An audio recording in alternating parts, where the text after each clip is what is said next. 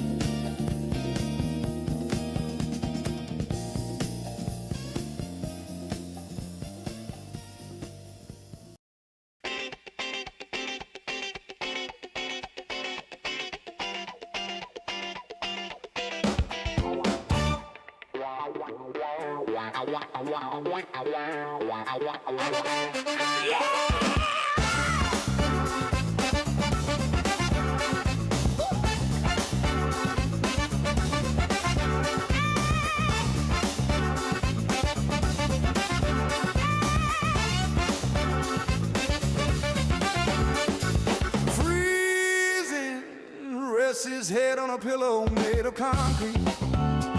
Again, feeling maybe he'll see a little better set of days. Ooh yeah. Oh, hand out faces that he sees time again. Ain't that familiar? Ooh yeah. Oh, dark grin. He can't help when he's happy. He looks insane. Yeah. Even flow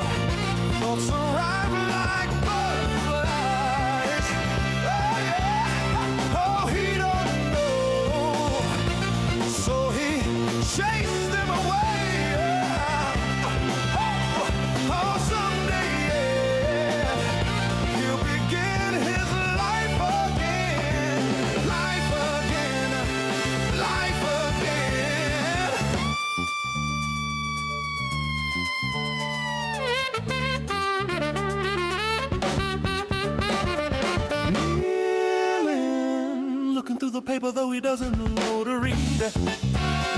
Ooh, yeah.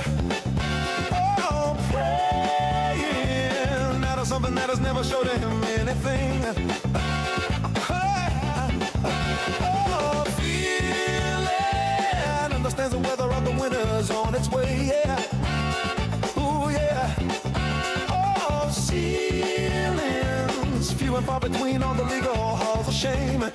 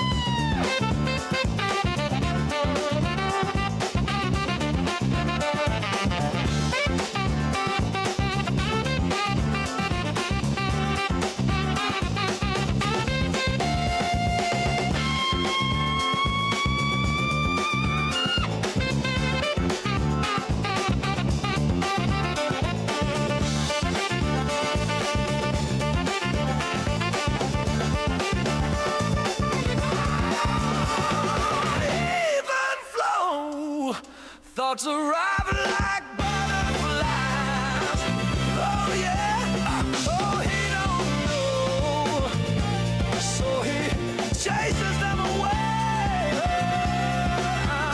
Oh, someday yeah, he'll begin his life again. Yeah.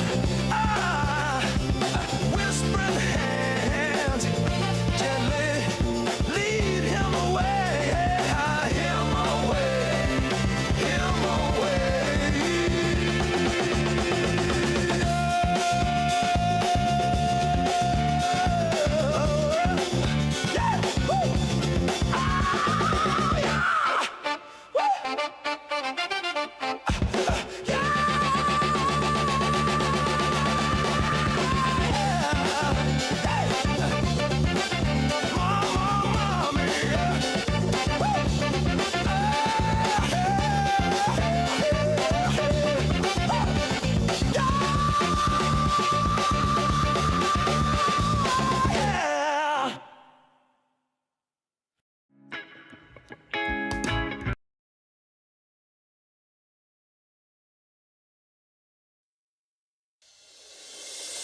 Don't cry, she'll be back tomorrow. Take back all the time you borrowed. I'm no longer afraid to tell you that I need you, and I wish that you would come back for more.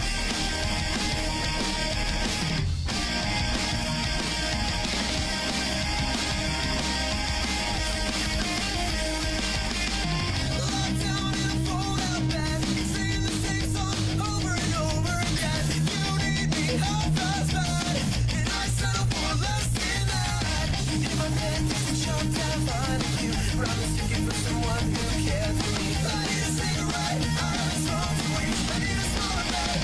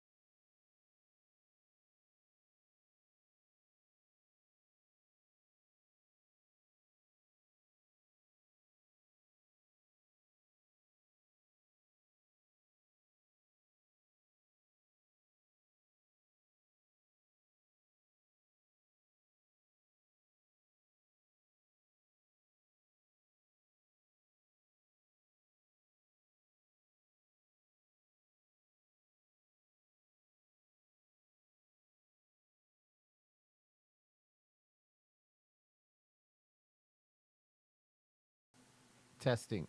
Okay, now you guys should be able to hear me. Anyway, as I was saying, well, I guess you wouldn't know that I was saying it because I was literally talking to myself the whole time. And now I got like this thing right in my ear. But you know what? We're just going to go with it tonight and see how the monitoring goes. Sorry, I know Phallic is patiently waiting. We got to do our intro. But you know, problems happen. This is what live streaming is. It's like as soon as you go live, things happen. No matter how much you plan, things always just take a shit the minute that you start doing the stream. But I had to mess around with Restream a little bit because it wasn't loading in the docs and the chat, and you know how much I hate that.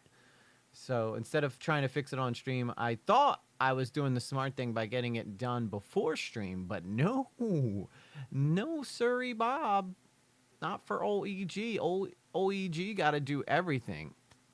Cowboys fan 2000. Hey, Cowboys fan, how you been, man? It's been a minute since I saw you. And yes, we got 200 on Twitch. We also have 5,000. That's right, 5,000 subscribers on YouTube. Thank you guys so much for that. That's incredible. Honestly, it's incredible. I can't even like. I can't wrap my head around it. Honestly, it's crazy to me that we've even gotten to that point. But we did it. So I'm pretty excited on that. It gets me a new vigor. We're going to be pumping out new videos, although I say that all the time. I'm sure you guys are like, yeah, sure, EJ. New videos. We'll get that one a month. Sounds good. Doing good. I remember the live stream when you hit 100 followers like it was yesterday. Yeah. And you know, the crazy thing is on Twitch is like, I got one person who watches me over there. One person. But I still got to do my song. I got to do my intro song here. I'm just making sure that everything is working now so that I'm not over here talking about myself. All right, let's do our song and then we'll bring in old Phallicky. She's watching on the delay right now because I'm muted so that she doesn't have to hear me cringe screaming. What song should we sing tonight, guys? What song? I'm trying to think what just pops out to me. Although, you know what? It's so funny. I do this, and then I think I just got to go in and take them out anyway because of copyright. So now, apparently, when you get monetized, you can do this without. You could just say, "Hey, I'm the guy singing it." Like, what the fuck? Let's do a little Guns N' Roses. Why not?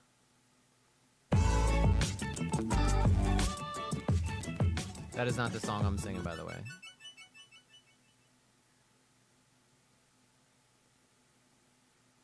Let's make sure this is working. Yeah. Little Don't You Cry. Woo!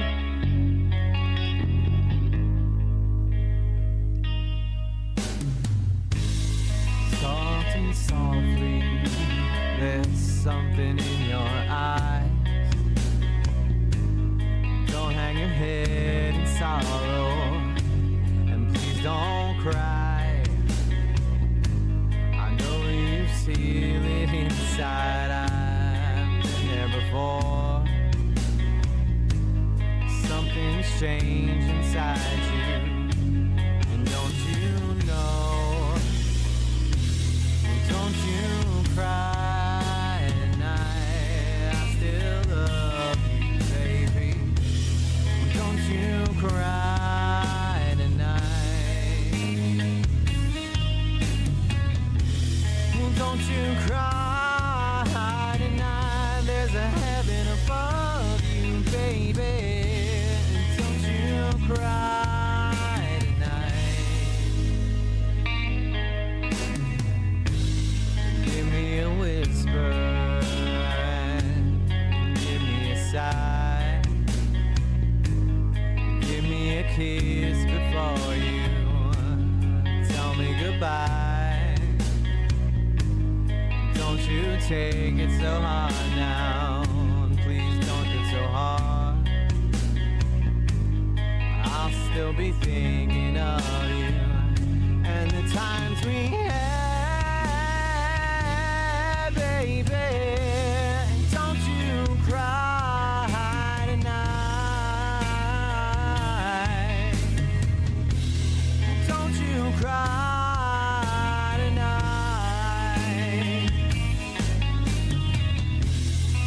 don't you cry tonight. There's a heaven above you, baby. Don't you cry tonight. Take it away, Slash. Air guitar at home if you got it.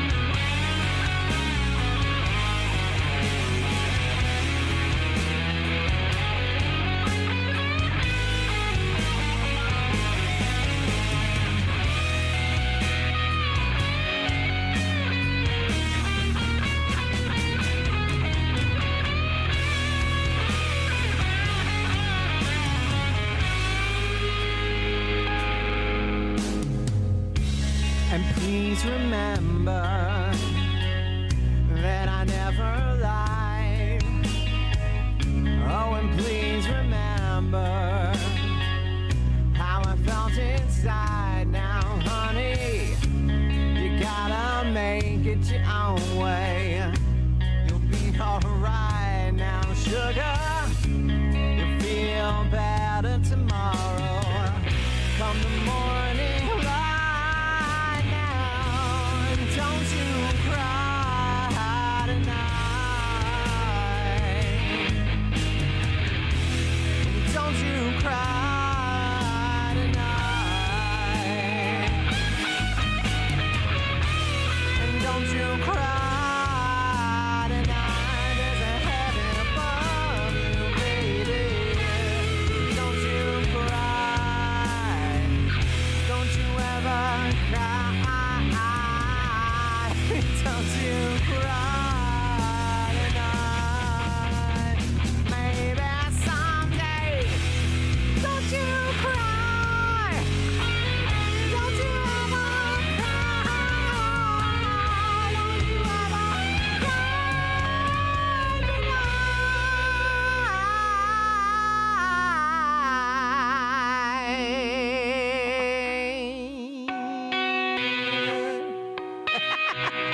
Let's go.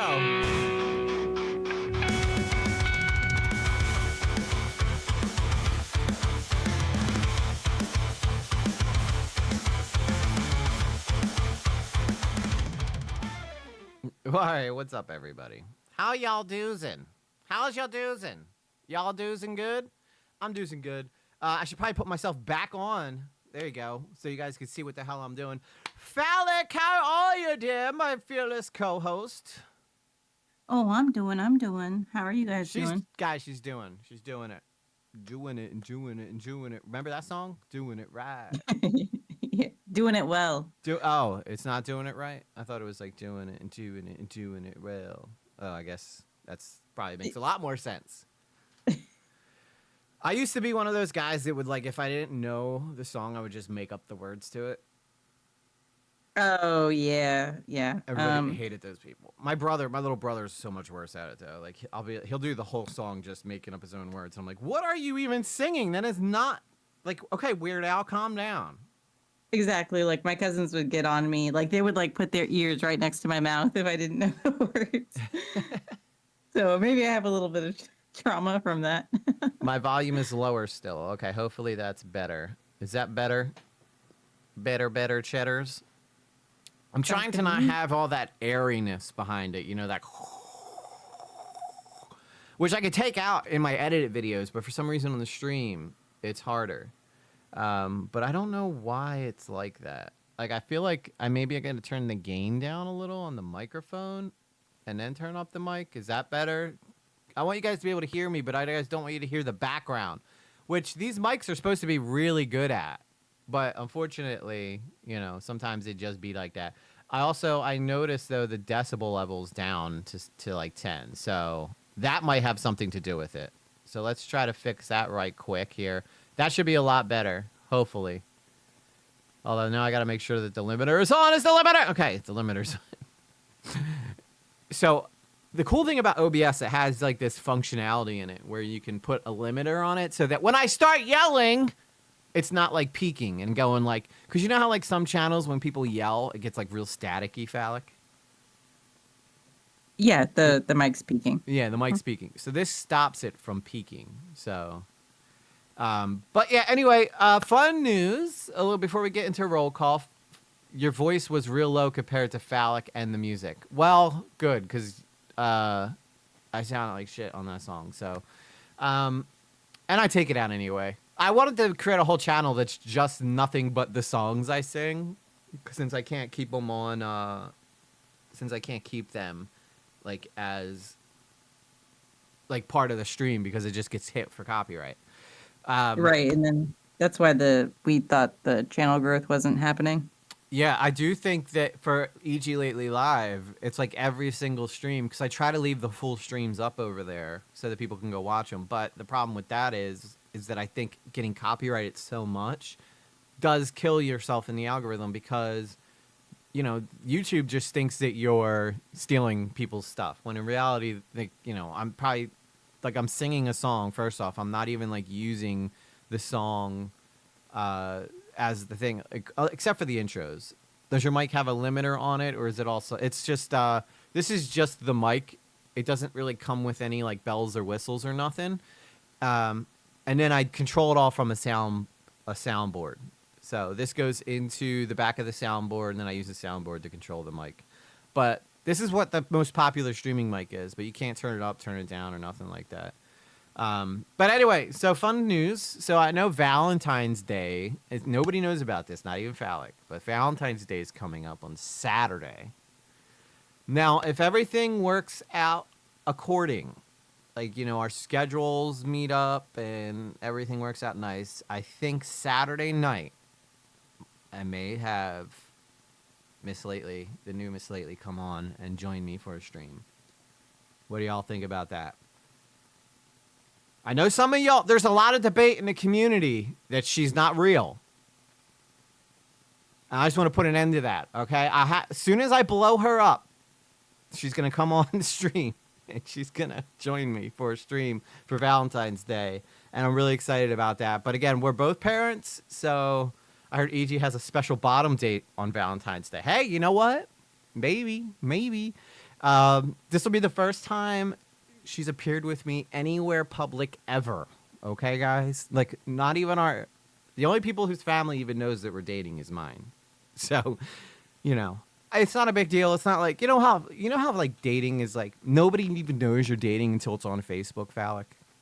I don't know if that's how it is in California, but that's how it is over here on the East Coast. Phallic stepped away. Phallic took off. But anyway, yeah, so that's something I'm hoping to do Saturday night. So if that does happen, Saturday night, I'm just going to bring her on. We're going to react to some fun stuff. And, you know, we're going to kind of steal in from Oompaville, right? Doesn't he do stuff with his Call Me Chris? She's never done anything like this before. So, you know, I asked her, I said, hey, for Valentine's Day, I have a cool idea. What if you came on stream and reacted to some stuff with me? And she said she would be open to it. So let's go, guys. My hubby do not do anything for Valentine's Day. Well, she said, you know, she specifically said we don't have to do anything for Valentine's Day because, you know, it's just really at the end of the day, it's all about capitalism, right? Spending money.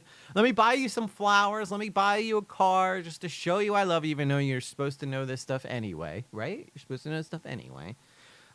She did, I will say, big news in the relationship front. She came over, met the family this weekend. It went really well. So, you know, I guess you could say it's getting a little serious. It's getting serious. So shout out for your boy.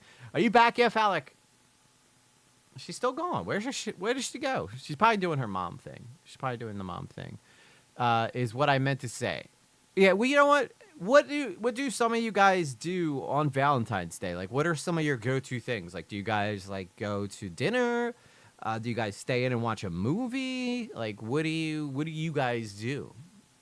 But anyway, so I'll keep you guys by Friday night for the Friday night stream. I should know for sure whether or not she's going to be coming on and doing the stream with me. So, and I know you guys will all give her a warm welcome, because you guys are just simply the best. Simply the best. I wish I could date all of you, honestly. Half of you probably wouldn't even have me. The other half of you probably live too far to even date. So, but we'll all be a couple that night, okay? We're all going to come. If you're, like Carla said, if you're single, come on over. Come on over. Be a part of our stream.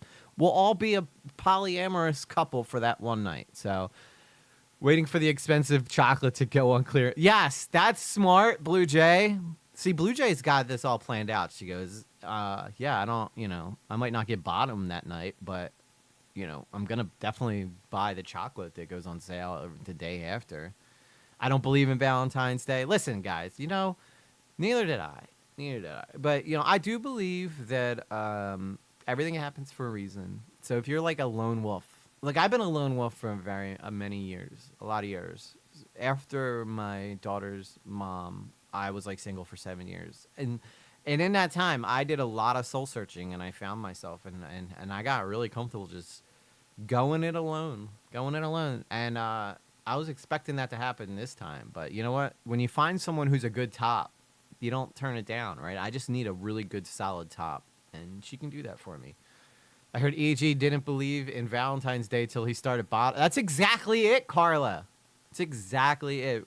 The bottoming opened up a whole new world of possibilities for me. So, I didn't know females could be such good tops. I had no idea, but apparently they do make the best tops. So, anyway, let's do roll call.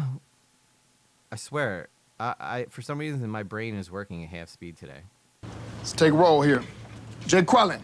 Where's Jay Quellen at? No Jay Quellen here? Yeah. Do you mean Jacqueline? Okay. So that's how it's gonna be. That's how it's gonna be, guys. That's how it's gonna be. Let's go through and see what everybody had to say while we do roll call. Roll call. Also, I got a late start tonight because I was stuck trying to fix Restream and my camera fell right as I went live. So yeah, all that good stuff. Let's take a look here. I swear this thing works. This thing does work. Rajira says she's been single for 30 years. Well, you know what? Some people just are so awesome that they cannot be tied down by one person, Rajira. So there's nothing wrong with that. I think being independent is its own reward. This was late. Yeah, I guess this was kind of late. Intelligent shift. I know why you're late, but don't know why I should say, because everyone already knows. Yeah, I think they all get the idea, Carla. I was bottoming, and I had to finish bottoming before I went live. I think we all figured that one. out. So Carla stops here, of course. Always pointing out my bottoming schedule to everybody. Blue Jay 22 is in the house, the moderator of my Discord, moderator of the stream. She holds it down. She does great work. Awesome. It's been zero drama in the Discord since she's taken over. Everybody loves Blue Jay. We need to get her a better gaming PC, though, so she can come play games with me sometimes when Phallic can't. Because Fridays are gaming streams, but Phallic is always spoken for on Fridays. So what can you do, Maya Draco-Lazovsky. And then she says, now nothing. Nothing. Right now, she's doing nothing. But I think she meant for Valentine's Day. So everybody's saying nothing. Timey-wimey says nothing. Well, guess what? Now you guys all might have something to do. All right? Y'all can come over and just hang out with us. And we'll make you laugh. We'll make you cry. You'll say it's better than cats. Carla, stop. Oh, wait, I already got Carla. Carla holding it down on Twitch. Tina Cat says, my hubby does not do anything for Valentine's Day. And exactly, it's a commercial holiday. Yes, it's a commercial holiday, guys. That's all it really is. All right, so if you're doing it alone this year, don't let it bother you, okay? First off, if it wasn't for the fact that, she's a lot of fun to be around, I'd probably stay single, right? But she's awesome. Got really lucky. Sometimes you just gotta can't pass up good opportunities of good people coming into your life. Let's keep going with Phallic. Be right back. Baby's waking up. Okay, that's where she went. I missed that in the chat. Phallic took off because the baby was waking up from a nap. Does your mic have a limiter on it, or is it all software driven? Oh, I already answered that one. And then, of course, we got Carla Stop dropping down some stuff in the chat while I was singing. Cowboys 2009. Good to see you over on Twitch again, buddy. Worked hard to help me get to 200. Fabiola Case. Why is my super chat not showing? I don't know. I haven't gotten any alerts. But I'm so sorry, Fabiola. I wish I could fix that for you. Unfortunately, I don't know why. Sometimes YouTube's just weird like that. Sometimes just weird like that. If Alex has 11 people watching, only 5 likes. What's up with y'all? Do half of y'all hate me? Is that what's going on here? Y'all upset with me for some reason? Did I do something wrong? Did I do something wrong? Did I do something wrong? But anyway, yeah, this is super fun. I'm excited. Hopefully everything works out, and then Saturday y'all can meet the missus. So yeah. Anyway, let's do some hot topics. So let's talk about it. It's time for Hot Topics. Wake up. Nothing is out of context. I am an Islamist, fundamentalist, radical terrorist. I am. Okay. Falak, are you back yet? I'm back. I'm Just so in time sorry, for Hot guys. Topics. I'm so well. It says nap time is pretty static. So like he gets out of school at 2:30. Usually he goes down a little bit after that. So so waking up around 4:48 our time is pretty standard. And it hits right when stream hits. So I'm sorry guys. I wasn't muted E-shift. But I can always hear EG in my headset. So I'm always listening. She probably just like hitting there, being like, Falak. And she's like, I'm in the other freaking room. Read my chat. Yeah. Getting the baby up, changing diapers, getting them snacks, doing all the things. Mom stuff, right? Mom stuff. Yeah. Gotta do it. But also, congratulations, EG. I hope you guys have a fantastic Valentine's Day. Now we're both parents, so it all depends on the scheduling. You know how the scheduling goes. Gotta get a babysitter. Right. Gotta make sure. Right. But you know, I think dating parents dating parents works out well because both of you kind of understand like where your real responsibilities are. Now, if you date someone who doesn't have a kid, that's when you always run into the problems, like where it's like, get out here now and see me. I'm like, I can't. I have a child at home, and I can't go to the bar, right? Because my child. Right, like is even some guys like I've talked about, or I talked with online, like they just don't get like being a parent, and it's almost like they feel insulted that you would put your kid above them, whatever conversation you're having with them. Absolutely. Like, I'm so sorry. Happens all the time. Anybody I've ever dated, you think, right? Like, yeah. Oh, she don't have, there's no kids, right? This will be great. It's just me and her. No, your kid becomes the problem then, because then they don't understand. They just don't understand. My kid's never the problem. No, the kid, yeah. First off, the kid's never the problem, right? It's always the person that doesn't have kids. But they just, I don't know. Until you've had a kid. And I guarantee any parent in the chat. First off, hi, Holly Grace, welcome. Good to see you, hon. Everybody who has a kid, you cannot explain the relationship that you have and the love that the love you have for your child isn't like anything like the love you have for someone that you're in love with, right? It's not even close. It's a whole different type of love, and there's also like a responsibility. Go ahead, Val. Oh, I was going to say, I do believe that it fundamentally changes your brain chemistry. And that's why, like, every year since he's been born, I always get Jet, like, a little Valentine's Day gift. It was, like, a little stuffy at first. And then now it's evolved to, like, little candy packages. But I always make sure to, if you guys don't have somebody for Valentine's Day, I'm sure there's somebody in your family that you love very much. Make sure to celebrate them, too. I know my dad always does things for me on Valentine's Day. Yeah. And it's really about love at the end of the day. Right. It's not necessarily about being in a relationship. It's about the people that you love and the people that you care about. That's how we view it, at least. Yeah. I mean, it's one of those things that, first off, I just want to make sure, right, my mic doesn't sound like echoey, does it? Because I know that I'm getting like it's coming through my monitor of the computer, and I just want to make sure that's not playing through the stream, because that would sound like total dog crap. But if I sound normal, then that's fine. I'll continue on as I am. But the song I wrote, "There You Are," was for my son. Yeah, see, and that your child can absolutely be your Valentine. Your pet could be your Valentine. But again, the whole reason I wanted to do this on Valentine's Day is for anybody who might be in the chat that just don't have like either a pet or a child or someone that you want to do Valentine's Day with, we'll do something, that you guys. Plus, it's like it's a big thing for me to share a part of my personal life with you guys. Hmm. It's scary for her.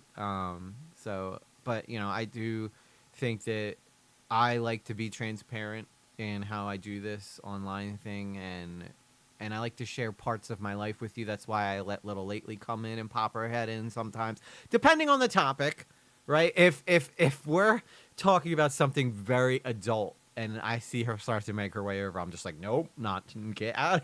There's no reason for an 11-year-old to be coming by the mic right now. But if we're talking about something lighthearted, yeah, no, I have no problem with her coming in and saying hi. Thank you, Blue Jay and Ruggiero, for saying there's no echo. Good, that makes me happy. Because it sounds a bit echoey in my ears, but that's because I'm getting like 2 monitors coming through. So hopefully that is something that, people are excited for. All right, Phallic, do you have some stuff that you want to talk about on Hot Topics tonight? I have some stuff to talk about. It's not everything that I wanted to talk about, but oh no, did I mess it up? I messed it Blue up. Jay says, "What have you been telling her about us that makes her afraid of?" She's not afraid of you guys. She's just like I told her first off that the community is amazing, right? Your old Mrs. Lately wouldn't say hi.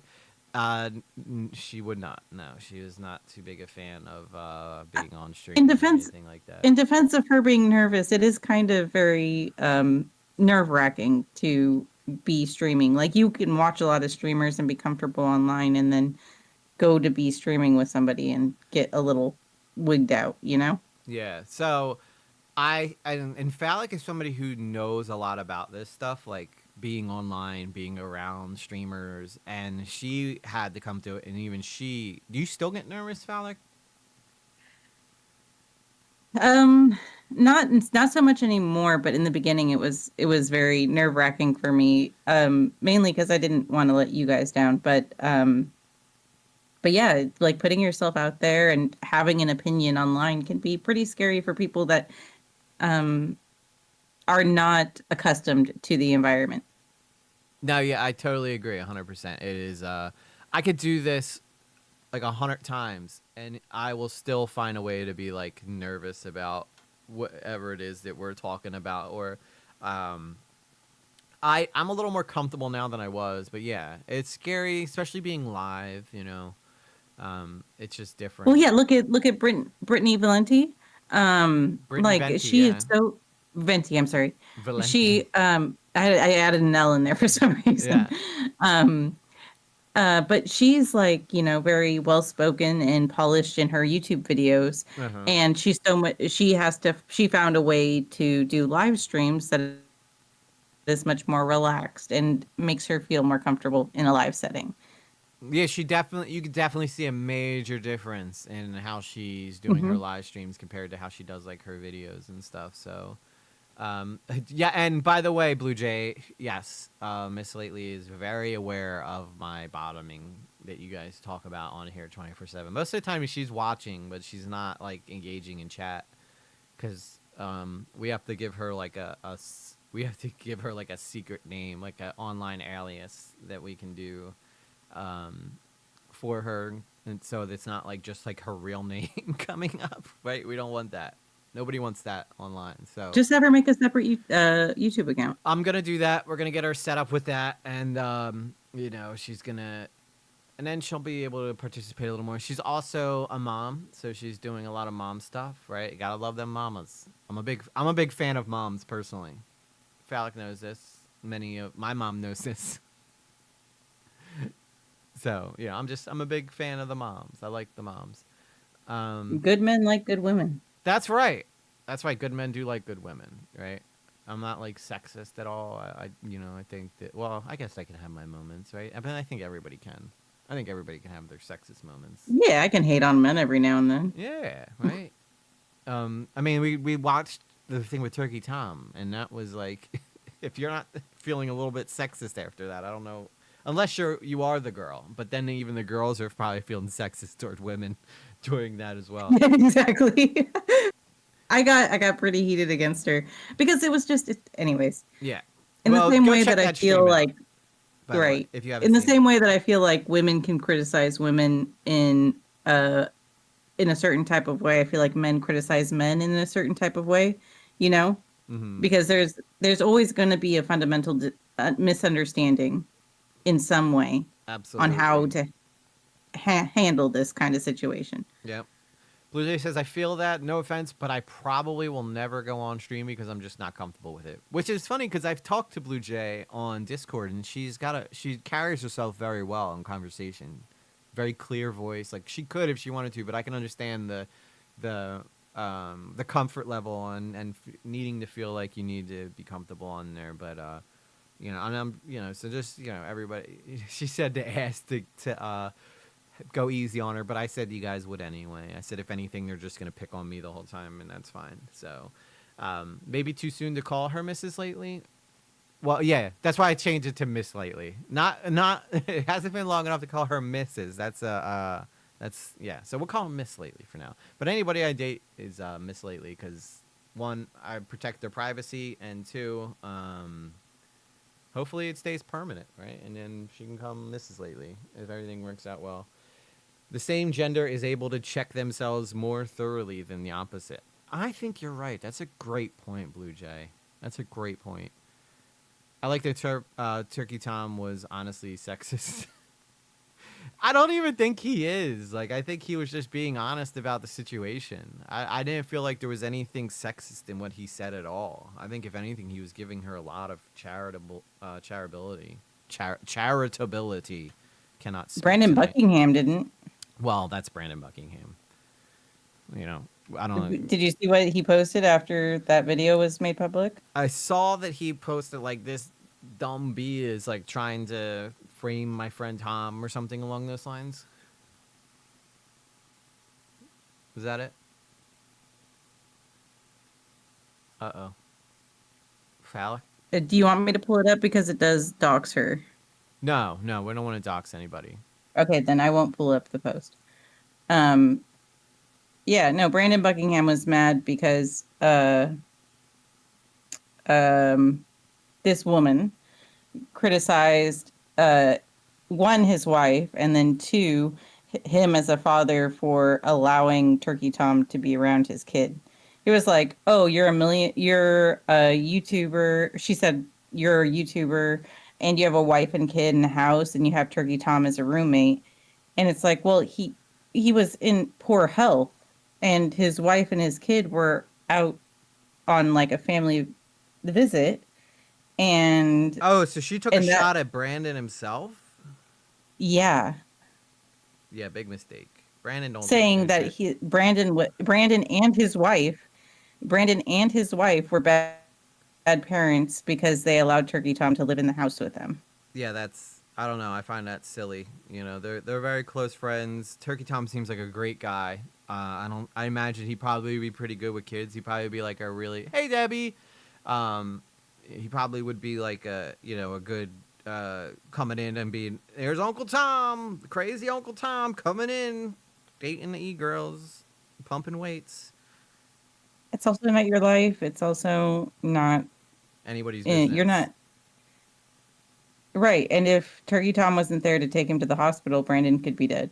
Exactly. So, yeah, we don't know what would have played out there, and I'm sure his wife probably could have. Maybe they needed an extra person around the house. Yeah, and plus, like, YouTubers like living in houses together. It's a good way to, to bounce content off of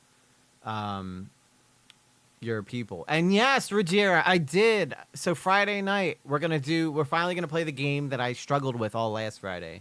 I spent the whole stream trying to get a game to work. And then we never ended up getting it to work, so then we just did a quick video, and then I'm so sorry. I feel really bad about that. It wasn't your fault. But there was just no way, because I had kiddos everywhere from 14 down to like 3. So it was a spectrum. It was chaos. Right, it's okay. Honestly, I feel really bad. It's honestly, it's okay. But yeah, this is But I did get it working. So it turns out what I did was I downloaded the wrong RE framework. So that's why it wasn't working. So I had to download the one specifically for that game and not RE framework, then the one for that game. So I think that was what was holding it up. But it works now. I got it running smoothly. So I'm excited to do that Friday night with you guys. Especially since the new Resident Evil Requiem drops at the end of this month. So it actually works out perfectly that we're going to be playing this. And I think that it's a continuation from Village. So, except instead of Chris Redfield being in this one, we're going to get Leon Kennedy. So I'm really excited. I'd love to see a Chris Redfield, Leon Kennedy crossover, which, by the way, I got the Leon Kennedy fit on tonight. So, in case anybody's wondering. Hey. You gotta do it. You gotta do it. Resident Evil 2. I'm a huge Resident Evil fan. Big time Resident Evil fan. So I may wait to play that game though until they can do a VR mod for it. Because I don't know. I'm spoiled now. I'm very spoiled. But anyway, ING, what's up? Oh, Ing. That's right. She doesn't like to be called ING. She likes to be called Ing. All right. So, with that said, what do you got for hot topics? If not, I wanted to do a quick talk about this Guthrie case that's going on. Are you familiar with that? The whole country's talking about it right now. The kidnapping. Yeah. It's crazy. This old lady. And I've heard her family is a little suspicious. Well, I do find it strange. Typically when this shit happens, there's usually someone who is inside. And also they want Bitcoin, which, by the way, clearly whoever did the kidnapping knows nothing about how Bitcoin works, because they're going to be able to track you could track each Bitcoin better than any dollar out there. So I don't know. Well, yes, because all of it's all very public. Yes. Like we're going to be able to watch that transaction take place and then follow you, whatever you do with the Bitcoin after that. So I don't understand why people keep thinking. That's why I think it's got to be someone who is either middle-aged or older, because any young person knows that if you get Bitcoin, that shit can be tracked. They found Silk Road, okay, was a big thing that happened back in the day. I will say. Wait, let me get this one, and then I'll let you go. Okay. I know you're excited, but we're talking about kidnapping. But Bitcoin, so Silk Road was this incident that happened with Bitcoin, where all this Bitcoin went missing, and that happened almost 15, 20 years ago. They were able to follow that Bitcoin everywhere it went, and eventually captured a man in Russia for the theft of it, and then he went to jail for life. So that I don't understand why people still have this idea that Bitcoin is this anonymous currency. Which, by the way, I hope the kidnapper's not watching this and going, "Man, I'm gonna have to do a about face here," because. But the only people I know of who think that Bitcoin is still untrackable are people who just don't understand it, right? Now you may go, my dear. Okay. Oh, yes. People who don't understand it. And also, just as a side note on the Silk Road arrest, they had to be really careful about him closing his laptop in the place that they found him. So they found him, and they were in the location, and they had to quickly arrest him before he could shut his laptop and block them from getting access to it. So if you're sophisticated enough with Bitcoin, I'm sure there's a way for you to protect your privacy, but that doesn't mean that it's anonymous. I heard the kidnappers watching. Yeah, absolutely, they're watching. They're a big fan. The Bitcoin was around then. Yeah, Bitcoin has been around for a while. We're about to take a look at this real quick, okay? Hang on, I need to share this with you, Phallic, real quick. Just give me 1 second here, and then we will share this, and then we'll go over to Phallic so that she can share her stuff with you. Do you see that, Fal? The almighty Phallic. I see it. I see it. All right, so this is that on me. This is the story basically involving this lady. I wanted to talk about this just because it's such a big thing right now that's going on. It's crazy, and it was in a good neighborhood too. Mm-hmm. And if you've never watched the Today Show, Savannah Guthrie is one of the hosts of it, and this is her mom, which is why it's a big deal. because most people have no idea who this lady is, right? But it's because Savannah Guthrie is a Today Show host. And anyway, let's take a look at this video real quick. This is apparently some updated news going on. No, the guy that built Silk Road was accused of doing it, Ruggiero, but it wasn't him. It was a guy in Russia who did it. I watched a whole big documentary on it. I heard the kidnappers watch. Carla, stop listening to Dog Pack. He has bad information, okay? No, not Savannah Marie, Carla. Not Savannah. What's up, DSB? Over the weekend, releasing yet another video written to her mother Nancy's captors. Her message, "We will pay." This as we learn of a ransom note and a deadline in that note set for later today. We received your message and we understand. We beg now to return our mother to us so that we can celebrate. Listen, all right, I'm not saying that any of these people have anything to do with it. But I don't know, this feels I feel awkward to you, Phallic? Like the way they're sitting. It does. And it feels very performative.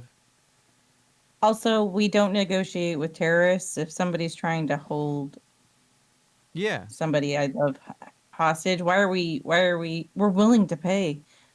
Why are we doing this?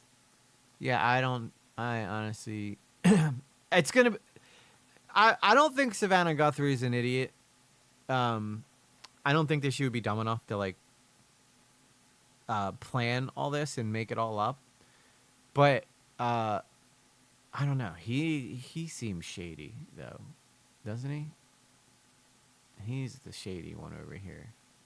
There's speculation that, like, based off of the time frame from some of the footage, that they were looking for something within her house, which feels personal, you know, like maybe there's some documents they need, or I don't know. Yeah, I don't know. I'm not sure. It'll be interesting to see how this plays out. Now, obviously, this is all speculation, okay? I'm not insinuating anything. I'm just saying it looks a little shady over there, okay? It's our job to speculate on here, so... But let's keep going. Well, and we were right. Okay, I'm sorry. No, go ahead. You can finish your thought. When we were looking at the dentist story and stuff like that, we were right that it just felt personal, even though we were kind of speculating or giving our opinions on that. We're like, the situation in which this happened is way too personal for it to be some random act or some random kidnapping act, or, you know? Yeah, it just And I'm sure feels the so police feel that way, strange. Now, too. obviously, Savannah Guthrie probably has done pretty well for herself, because she's on the Today Show. Now, I don't think they make like buku bucks. She probably makes like 6 figures a year, probably. But I'm not thinking she's like a multi-millionaire or nothing like that.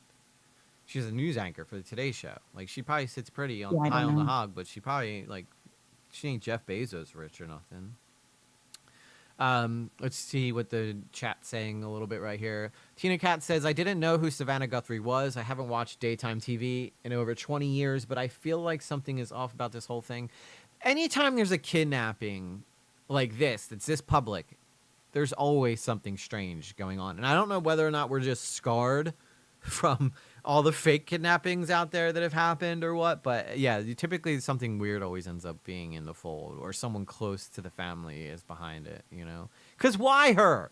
Out of everybody you could kidnap, why Savannah Guthrie of the Today Show's mom? I don't know. It seems weird to me. It seems very, very weird to me. Hey, New Moon, good to see you. And they did find blood at the crime scene as well. Well, I hope that she's alive. I do hope that she's alive. I don't wish that on anybody. I really honestly don't. Like, that would... I could not imagine being in this situation, although I'd be screwed because I wouldn't have any money to pay anything to get, like, my mother back or nothing. I would just become Liam Neeson and hunt them down. All right, let's keep going. Great with her. This is the only way we will have peace. This is very valuable She's to reading us, off paper. and we will pay. We also have a lot of questions after many moves by investigators over the weekend. Cameras spotted investigators searching once again at Nancy Guthrie's home, also at the home of her daughter Annie. We've learned of investigators combing this and another gas station asking for surveillance video. So as we start a new week, and what is no doubt an agonizing week for the Guthrie family, Andres Gutierrez joins us now from Tucson. So Andre, what do we know about today's deadline in that reported ransom note? Well, Reed, this deadline is going to be crucial for investigators to determine whoever sent these notes, if whether or not they actually have Nancy or whether they're trying to exploit this case. There has been no proof. What the heck just happened? Oh, it's because I'm on this stupid thing here. It's not on YouTube. It's some stupid thing. Anyway. All right. That's it. I don't think we need to learn any more about it. But that I don't know. I hate that commercial. I just hated it for some reason. I don't want nothing to do with that video now. What's up, Beardo? What's up, man? How you doing, brother? Everybody, Beardo Gets Scared. Legendary YouTuber from the paranormal community. Dude's a total OG. Awesome guy. Great collection, by the way. Great collection. We were talking about the kidnapping of that lady on the Today Show or whatever.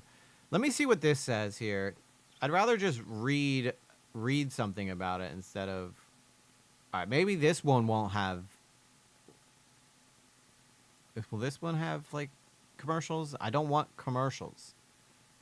It's the same video.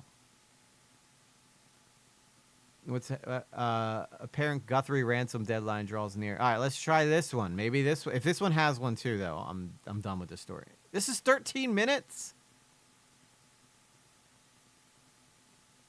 All right, let's see what they have to say. Maybe they have something we don't know yet. Oh, awesome! It's muted. I love that. Love that for me. What the hell's happening right now? Professional streamer. Professional streamer, guys. Don't try this at home. There should be zero reason why this is muted, though. Oh, maybe it's because I don't have my reaction on. I'm Harris Faulkner. You are in the Faulkner Focus. Uh-oh, we're in the Faulkner Focus, guys. And some sudden return to the scene activity, the home where the missing mom of NBC host Savannah Guthrie's mom was at last for dinner before she vanished. Also a place they went back to and are going back to. And a whole lot of other action and movement to get you brought in on. Savannah and her siblings are making their third cryptic plea to whomever is holding their mom. Saying cryptic. We received your message, and we understand. We beg you now to return our mother to us so that we can celebrate with her. This is the only way we will have peace. How does this is very valuable to us. How does this tip line work? It's missing a whole number. 1-800-CALL-FBI? I feel like there's supposed to be another number here, isn't there? No, it's 3 numbers and then 4 numbers. They just flipped it so that... Oh, okay. So they just did it in a weird way. Okay. Yeah, no. That's what threw me off. All right. I'm stupid. Continue. And we will pay. And of course, we know that there has also been a video from the brother who you saw on her right-hand side, Cameron. And as that video was released, new scrutiny over the investigation itself after the sheriff leading the case, the Pima County Sheriff. This is one of the biggest cases ever in the state of Arizona. He's in charge, spotted courtside at University of Arizona basketball game. Now, they are #1 in the country, which would tell you definitely could have watched this on TV. It's raising some fresh questions about focus and urgency.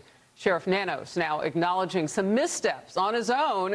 Now, I will admit, okay, first off, we're watching Fox News, so take most of what you say with a grain of salt. But secondly, you know, that guy is older. He may not understand how Bitcoin works. So, but, I mean, sometimes people, you know, if this is going on, just because I've never been in a kidnapped situation, hopefully I never am, but, you know, sometimes people go to things just to get out of their own mind, you know? So, what do you think, Val? Also, I do feel like... Oh, go ahead. No, I was going to say, like, what do you think? Is there anything shady about that guy going to a basketball game? Everybody processes things differently. Maybe he wanted to get out of his head. Maybe being at home was too anxious for him.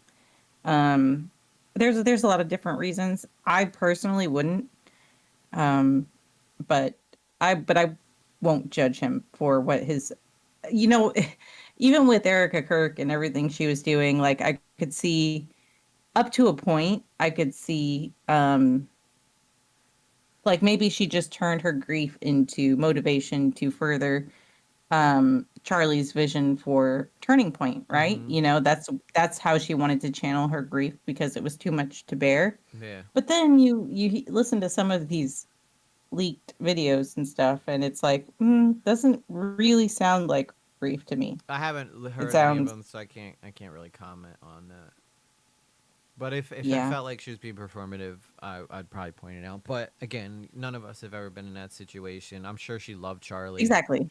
You know, there's no doubt there. Yes, But and I was like, you know, the memes are funny or whatever, but everybody handles grief in a different way. Maybe she chooses to be very productive about it. And then I heard a couple of like leaked calls with like her Turning Point staff that made me feel differently about it. But that's just my opinion. Um, I don't really like to judge grief. yeah, it's hard because everybody does do it completely different. Rogera says never underestimate those of us who are older. I never would. Rogera could probably program stuff around me in circles, so I definitely believe that. Was that the shady looking guy? No, that was I don't think that was that was I think the brother. They're saying that was at the basketball game. Securing Nancy Guthrie's home. Also, are you guys getting like? I'm hearing in my monitor a lot of airiness. Are you guys getting that on stream? Please tell me not. Fox Digital reports staffing shortages delayed the launch of high-tech search aircraft for the hours after 84-year-old Nancy Guthrie was first reported missing. In moments, we'll hear from former FBI Special Agent Stuart Kaplan. We'll dig in deep with Stuart. First, though, senior correspondent Alicia Acuna reports live from Tucson. Alicia. Hi, Harris. No confirmation yet on whether the family has paid that reported $6 million. And we don't know yet if that video that the Guthries released over the weekend prompted any movement by her captors. Right now, we want to give you a bird's eye view of the situation here on the ground from our Fox flight crew. You can see two sheriff's vehicles parked outside the home. This began on Sunday. The department issuing a statement saying their constant presence now is at the request of the Guthrie family. There's this septic tank that was searched this weekend as well. On Sunday afternoon, investigators used a long pole to probe inside. They were focused here for about an hour in the back of Nancy's property. On Saturday night, law enforcement returned to re-walk the terrain around the house using their flashlights in the pitch black dark of night. Then later that night, our Fox Digital team was at Annie Guthrie's house when sheriff deputies went inside. Flashes of light could be seen like coming from a camera. They were coming from the garage and also from another room. The FBI is analyzing a trove of data from not only Nancy Guthrie's home, but her neighbors. This is a photo. Oh my God, they're stupid. Oh, they're stupid. I hate this. I don't want Pat McAfee service. See, now look, it's just gone now. Now the video is just gone. And if I want to click it, I got to go to this stupid McAfee thing. I hate this. I hate this. This is why I don't use MSN for anything on videos, okay? I quit. Give up on the Guthrie story. But anyway, I was just curious. I know it's a big time story right now, so I do not love McAfee, especially when they interrupt my videos. You tell them, Maya. Quit picking on me. A big bunch of bullies in the chat. Oh, but I can pick on you. Well, yeah. I mean, I guess. I mean, don't piss Maya off though. She'll come get you in the chat. She'll tell you. Oh, me and Maya are tight. Okay, so what do you got for us, Falk? You got some other stories for us. So we'll keep an eye on that Guthrie thing. We'll see what happens. $6 million in Bitcoin. Going to be pretty easy to trace. So, again, they're going to see everywhere that money goes. They probably already know that they're just waiting for the wallet number, and then they can follow that wallet everywhere. So unless these are, like, really super smart kids or whatever that know how to move stuff around, they're gonna get caught. But again, like the Silk Road people moved that money all over the place and they still got caught. So, and most of these crypto exchanges all have KYC, which is know your customer, for reasons like this, because crypto being decentralized doesn't mean that people just want crypto to be able to go wherever you want without any kind of hassle at all. So I do think these people are going to eventually get caught. So, anyway, Falik, do you have anything for us? I do. First, I want to highlight the Genius CoffeeZilla.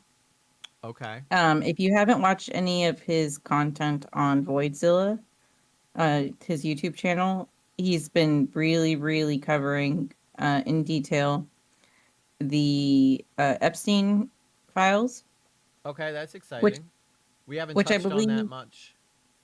Yes, I believe it's very well because it's so fresh and there's a lot of misinformation coming around and disinformation, both of those two things. Misinformation is somebody kind of like misspeaking about something that's happening, but they believe it. And disinformation is an intentional sort of subterfuge on behalf of the public. Okay. So I really liked what he went on a bit of a rant today, and I don't want to get too much. We can only know what we know. Okay. Until an investigation happens. But I really like this rant he went on today. This is FBI disinformation. So as we just defined, disinformation is intentionally misleading the public about no cameras found in Epstein's house, living rooms / bedrooms. We have emails from 2014 showing Epstein was burying hidden cameras and installing them into Kleenex boxes now. FBI took photos of a camera in a bedroom. I will go to this email. To G Vacation. Well, this is Jeffrey Epstein from LV Jet, whoever that is. Vacation. Come, touch our women. Oh, At girls. G Vacation. Come touch our girls. Come touch our girls at G Vacation. And maybe eat them in certain situations if you're into jerky. Damn. That's crazy. Yeah, nope. New Moon That was Rising, another. I thought cryptocurrency was untraceable. It is very traceable. You could every single Bitcoin you can find and trace everywhere it goes. Well, it's just your crypto wallet can be traced. Yeah, it's not just Bitcoin. It's all cryptocurrency. But if most people can figure out who it belongs to, all they have to do is slip up just a littlest bit, and you'll be able to know who owns that wallet. That's how Mutahar was able to call out Mr. Beast for some of his moves, because if you could, so all you have to do is look for what wallet got $6 million that day, and then you just trace it around and see if it's connected to anything else. And then usually to open a wallet, you need to put your information into. I don't know. We'll get more onto it later. But all I know is the Bitcoin. The reason cryptocurrency is, in my opinion, going to take over is because of how good you can keep track of every single coin that you have. So. Ruggiero says Bitcoin is not traceable in the normal way. If you don't trade often, it doesn't get traced. Well, yeah, but I mean, they're gonna have to figure out how to get that cashed out, and yeah, I don't know. I think that they're in trouble. I think they're gonna get caught unless this person is just has nothing to do with the actual kidnapping. And anyway, let's go back to the Epstein files. Sorry, I just wanted to point that out real quick. No worries. I did just want to hit on the jerky point. There's a lot of mentions of needing to procure hand-delivered jerky.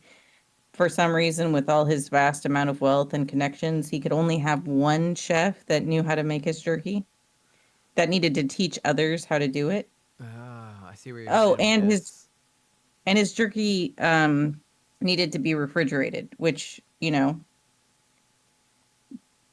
pretty sure that's the purpose of jerky, is that it's already preserved. Yeah. So it doesn't, you don't need to refrigerate it. Like, you don't see Slim Jims in the refrigerator aisle or Jacqueline. Right, but that's all just speculation because nothing apparently in these files is worthy of an investigation by the DOJ. Pam Bondi needs to fire herself and then fall into that pit on the island, the pit that leads directly to the ocean. It is weird. I mean, there's no all this stuff should be looked into, and anybody who's connected with it. So, but they're not going to. So, and they've stated that very publicly that if they had any credible information, they would look into it. Yeah, we all have 2 eyes, 2 ears, and we can all read this. Jeffrey, I already purchased 2 of the motion sensor camera from the Spy store in Fort Lauderdale yesterday. I charged them last night and figuring out how to work them as we speak. It's amazing how small they are, the size of a thumbnail drive. 64-hour recording motion sensor. I'm installing them into Kleenex boxes now. I'll bring them by later today. I just had a root canal done, so I'm still hurting. Thanks, Larry. So Larry something jet. And then let's get through. Oh, this is probably the first one. Let's get through motion detected cameras on that record. What do you think he needed those for? Blackmail. Yeah. So, and this is Coffee posting this in response to this tweet. Would love to have seen the look on Kash Patel and Bongino's face when they got this March 11th, 2025 email, systematically dismantling every plank of common Epstein mythology. There's no videos of any S abuse identified at any point in the investigation. We are aware of the theories that circulated in the media and online that Epstein video recorded the abuse of his victims, including by other men, but we have found no evidence to support that theory. It just keeps going on. Isn't there 3 million pages in this report? And they keep lying to us. DOJ captured it in their own photos. The camera is in the bedroom. The camera in the bedroom was there. The camera in the bedroom was there. Sorry. You could do it. No, it wasn't me. The Coffeezilla had a little typo, but I'm not going to judge him for it. We can. Additionally, DOJ captured a photo of a Unify server with 4 terabytes and video recording capabilities. Interesting. How very interesting. I don't know. Maybe if I was in charge of investigations, that would be certainly something I would want to look into. They have a note about it already and are very aware about these servers. Okay. Cameras are from a spy store. Put cameras in the house. Very discreetly done. The Russians may come in handy. To Jeffrey Epstein from Redacted. I don't know why we're redacting this person's name. It's obviously not a victim. Yeah. Remember what we spoke about? If you want to put cameras in the house, it will have to be very discreetly done. The Russians may come in handy. Why are we redacting that guy's name? He's not a victim. He's not a victim.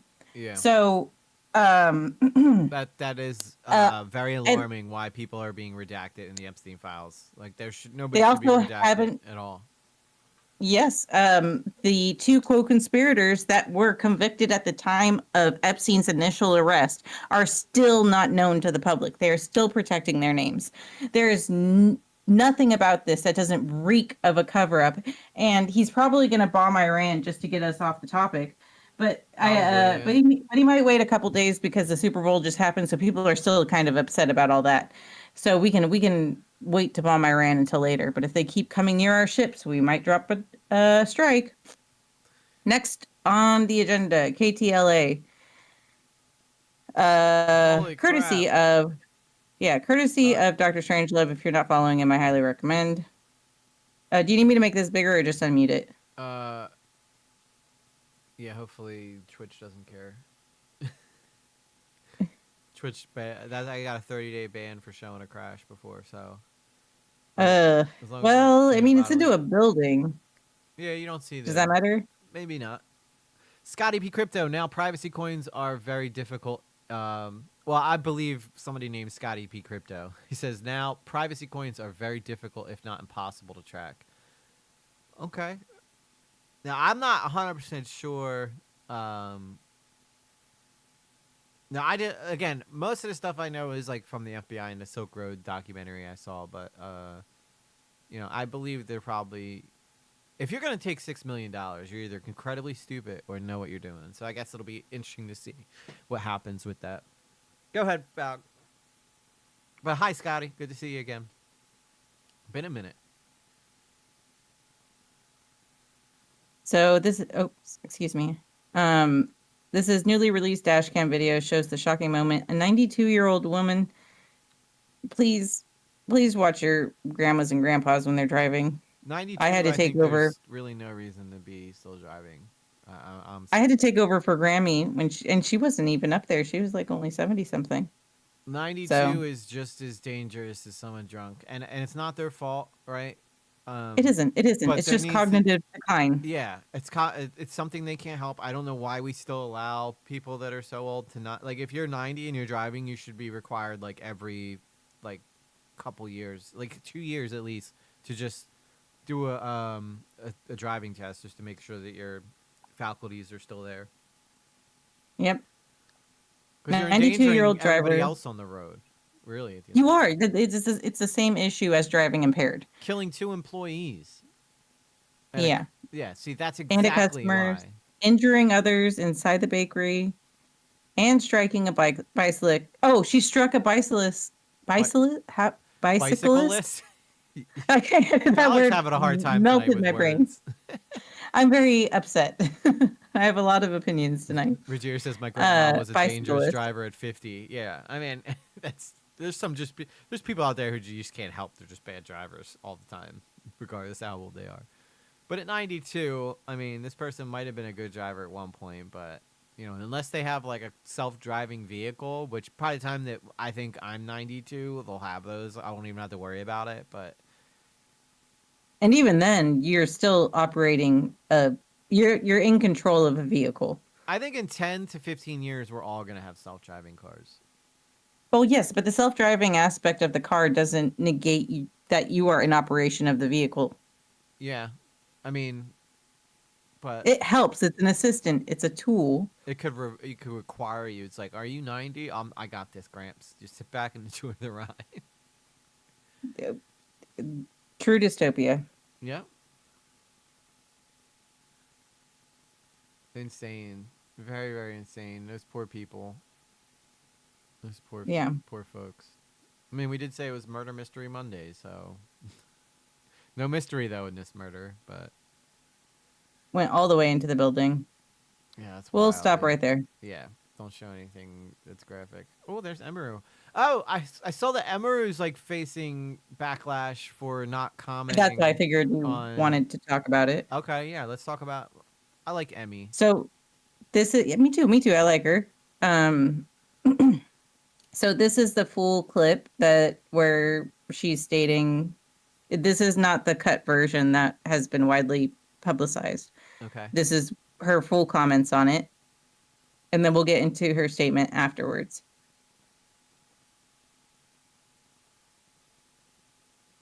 Okay, I don't got no sound for you for some reason. Hang on, let me see here. Do I have you muted? Oh wait, no, that's mine. That's my stream. Oh my god, I just sent it into a. No, I got the sound up. Why am I not? You want me to try again? Oh wait, you know what? I know how to fix this. This happens every time, and I don't know why I never think about it. I should be able to hear you now. It'll come through the other stream. Let her rip. All right. Thoughts on ice sauna? I don't know what that is. Allie, I genuinely have no idea what that is. I don't know what you're talking about. I believe her. What is Hassanette? No, you don't stop. You can't stop. She should have just not have read it at all. Don't know what. Oh no, I know what ice is. It was from one of her. It was from one of her mods. Oh, that's why she read it. Why is her mod trying to jam her up? I don't know. I feel like as her mod, she should have known that maybe Emmy wouldn't have the most sophisticated take on this. Yeah, and first off, like, this girl makes a shitload of money, right? Do you think she gives the slightest bit about ice and what's going on? Now, she's probably a sweet girl, unless you're a stranger who comes up and tries to kiss her. But yeah, I definitely think Maud has a hidden agenda too, Carla. Because why would you ask that? You know that that's going to get her in hot water. Either she's going to say, fuck ICE, right? And then she's going to piss off all the conservatives, or she's going to say, I support, or I support ICE, and then she's going to piss off all the liberals. So there's no way And to unless you answer have a this very question firm- without losing half your audience. Right. And so unless you have a very firm opinion about it and you have talking points to speak on it, I think that it's just poorly set up. But this is why.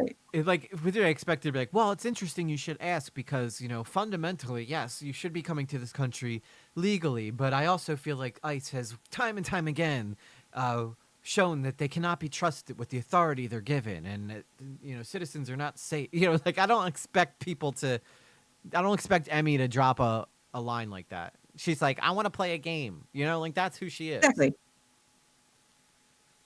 That's it. She's here to play games and stream. That's what she is. She's not a political streamer. She's not Asmon, for sure. Yeah. And Okay, never mind. You. Let's look at this cookie. I believe that's actually British food. Oh, is it? Looks like a moldy. I don't. It's mashed potatoes and some kind of bread. Those are mashed potatoes? Looks like ice cream. I do. There's a. Do we have any of our British watchers in the chat that can confirm what I'm saying? Because I believe this is mashed potatoes. Isn't it supposed to be bangers and mash? Isn't there supposed to be like a sausage in there somewhere? I don't know. All right, let's finish hearing what Emmy says.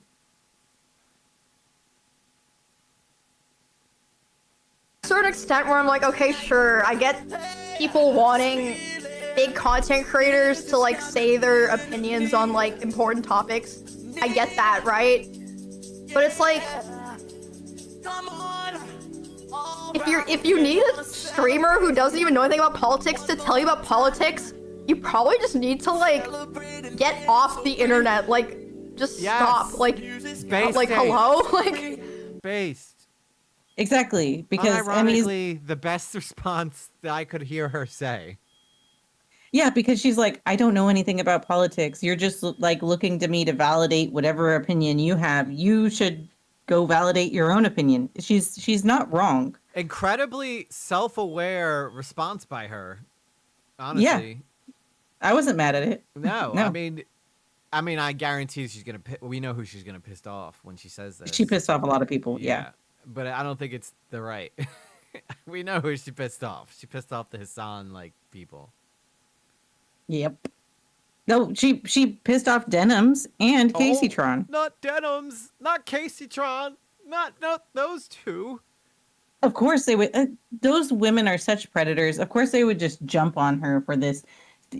She doesn't do political content. It's not her bag. All right. To be honest, neither does Denims. No. I don't know what Denims does, but it's not political content. It's just brain dead. Yeah, they make an attempt. Yeah. Casey Tron literally doesn't have enough brain cells to even stream half the time because she fries She nuked them all. Yeah, she just burns them all. And Denims, who, remember, this is the girl who said you can't remember anything before 4 years old. Yeah, everybody can recount their preschool. Most people can recount what it was like in preschool. Most people can recount their first time having I don't know. It's formative development in the brain starts at 2 and it goes until 7. These are your crucial years of you establishing emotional attachment, learning how to work in a society as a human. They are crucial and filled with memories. It depends on the kind of memories, like what you will and won't remember, but you can have memories from as early as 2. Yeah, I've said this before that I remember in preschool I threw a beanbag up into the rafters and I looked up and it came down and landed and busted open my lip. I remember that very clearly and vividly because it was a traumatic event that happened when I was in preschool. And you don't do kindergarten until 5, so explain to me how I knew that from 3 to 4 that I still have that memory. Right. I remember the TV shows I watched when I was that little. Come on, Denims is an idiot. I don't think He's most so people dumb. are. Yeah, Denims is just completely stupid. So not. I don't think that's a hot take. I think most people get it, and the most people who watch her are guys that are probably trying to like get in. You know. And Emmy, who had like an actually solid, legitimate response. It's what I wish most content creators would take. She's more self-aware than most Hollywood actors. Yes, yes. Oh my gosh, cringe. Like, if anything, I have way more respect now for Emmy than I did before. I mean, yeah, she dated Miss Kiff. I don't know what the fuck she was thinking there, okay? But, you know, you live and you learn. We've all had bad boyfriends, bad girlfriends. Yeah. Come on.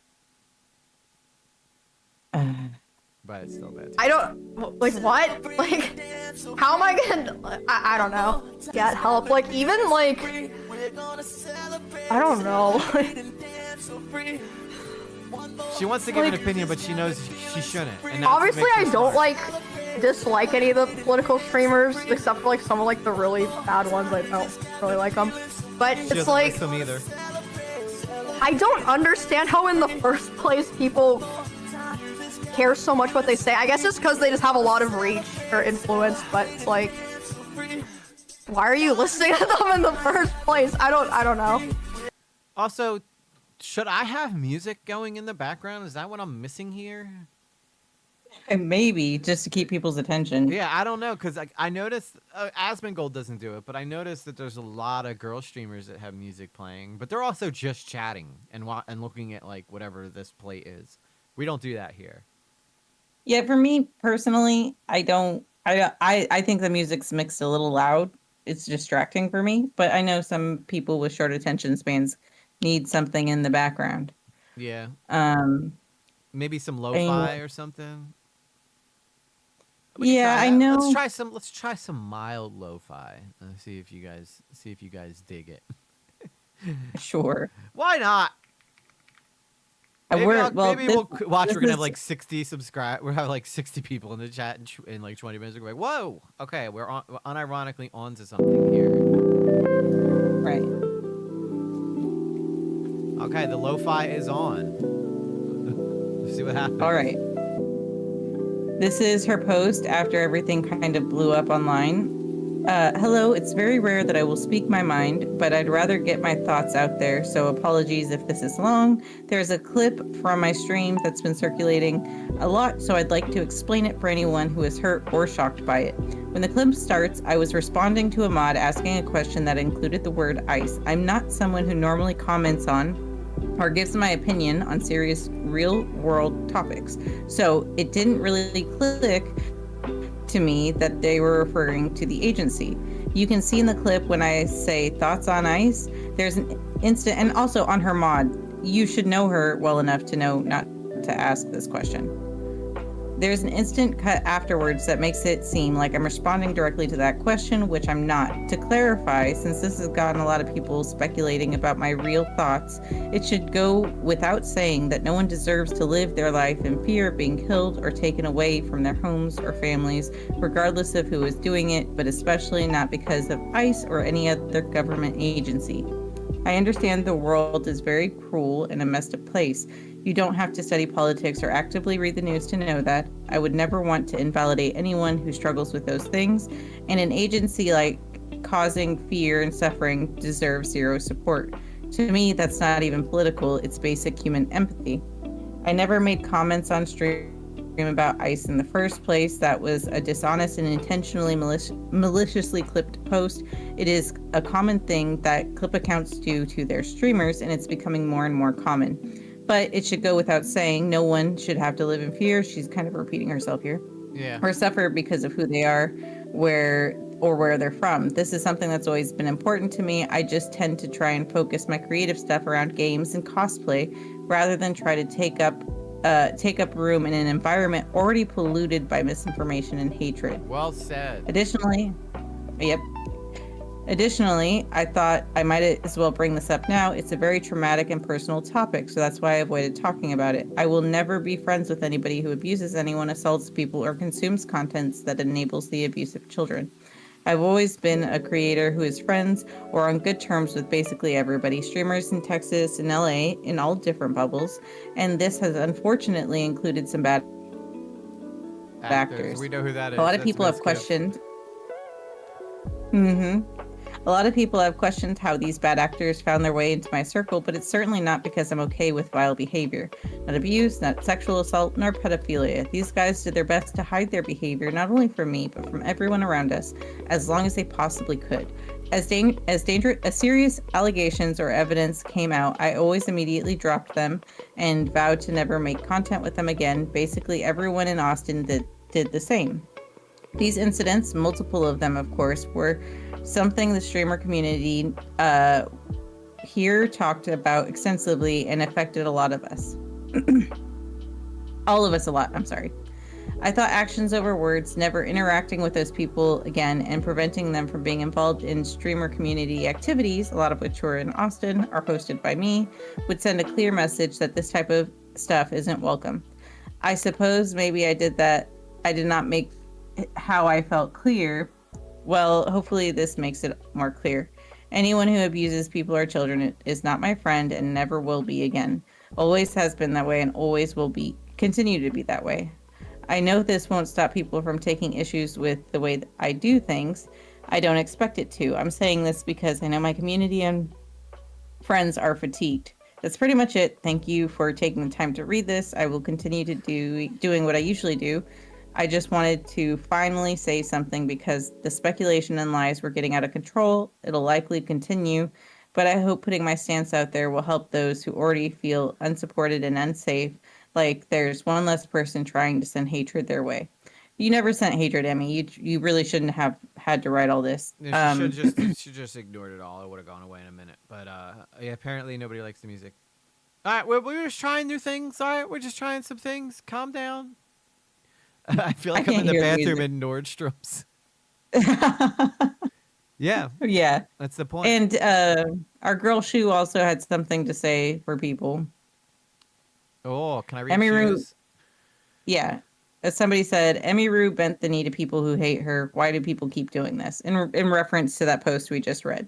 All right. So Shu says, honestly, people don't know. She messed up too. Honestly, people don't realize how. Honestly, people don't. I think she meant to say people don't realize how insane it can get. They get in your head, isolate you from bad friends, make you feel like a terrible person for having milquetoast normal people opinions, or in this case, no public opinion. I immediately regret it every single time I bent the knee to escape harassment. I don't blame Emaru. They are demonic freaks, and she's absolutely right. And she's talking about like the Hassan people who decide that if you're not like on their team, then you're the enemy. If you could agree like 90% with a Hassan fan, but that 10%, they will immediately attack. They will immediately go on the attack if you don't end up bending the knee. And that's what she means like by bending the knee, is that you're essentially what am I trying to say here? Like you're just trying to avoid getting yelled at is all it really comes down to. Well, I think it actually goes past that because these people are like attacking, like obviously this is the internet, nothing's real, but people are attacking Emiru, who seems to have a very sweet and sort of more submissive personality. I don't think she would have stayed with Miskip for so long if she had a more bold personality. But you know, she does it. She's what I would call a people pleaser. She doesn't want to make anybody upset. She just wants everybody to have a good time. Mm-hmm. And so suddenly being on the receiving end of so much hate and ridicule just for not having an opinion at all, saying that she doesn't know much about it and she's not educated about it, that's fine. In my mind, that's fine. I think it's better than a lot of people that just talk out their butts and don't know nothing. I think this is about the perfect response. I love this for her, and if people are, then you know what? All she's doing is getting rid of the people you would not want anyway. That's the way I look at it. if people don't understand why she doesn't want to talk politics, which is honestly why we have kind of we'll chime in now and again, and I'm pretty sure most of you guys kind of feel where I fall. I'd probably fall somewhere where Emiru does, but I'm not like as like so tight-lipped about political. it. I have a lot of opinions. yeah, and we could, but I don't want to become a political streamer or known for my political takes. Like, it's just so much of that, and it feels like everybody wants to be a political streamer now. But for me, I prefer to push out positive energy, because not everybody wants to constantly have these opinions jammed down their throat 24/7. Like, come on here and just watch us find random shit to talk about. And I personally think this is an incredibly self-aware response for Emiru, and I love it for her. And I think that more girls need to be like her, and more influencers, especially Hollywood people, need to be like her, because we're not even getting into the Golden Globes, where like the whole Billie Eilish thing happened, where that was like completely unself-aware behavior by Billie Eilish, So Yeah. And it just shows you that Emiru is way more intelligent than people probably give her credit for. So, and she's not like somebody who just is like, she'll do the cosplay thing to look cute, but she's not like a booby streamer or nothing. She doesn't like overly sexualize herself. And there's nothing wrong with wanting to dress up. I've said this before. I'll say it again. Yeah. Girls like to dress up. I mean, Sometimes I would it's very dress She up. likes to dress up. I would dress up if I had something to dress up in. I mean, I don't really think that far ahead on my streams, though, where I'm going to be like, I'm going to put a costume on for this one, It works really well for the girls, though, because guys like, guys like fantasizing. Like, there's a content creator, oh my God, why can I not remember what her name is right now? But she's becoming a lot more popular every day because of I'm sure if I go into my YouTube, she'll just randomly pop up, because she's been all over my shorts as of lately. And I can tell you what her name is, but she dresses up all the time, and she's like more like a gamer, but she is like becoming more and more popular every single time. Oh, by the way, did you see that Turkey Tom unmasked the Schoolboy 9 guy? He figured out who he was. Oh, no, I didn't see that. Yeah, it just dropped 5 hours ago. Oh, well, I've been busy with other things since then. So if you guys want to find out who Schoolboy 9 is, go over to Tom's page and check that out. Not right now. Do it after we're done. But oh my God. This girl's all over my shorts, and now all of a sudden when I'm looking for her, I can't find her.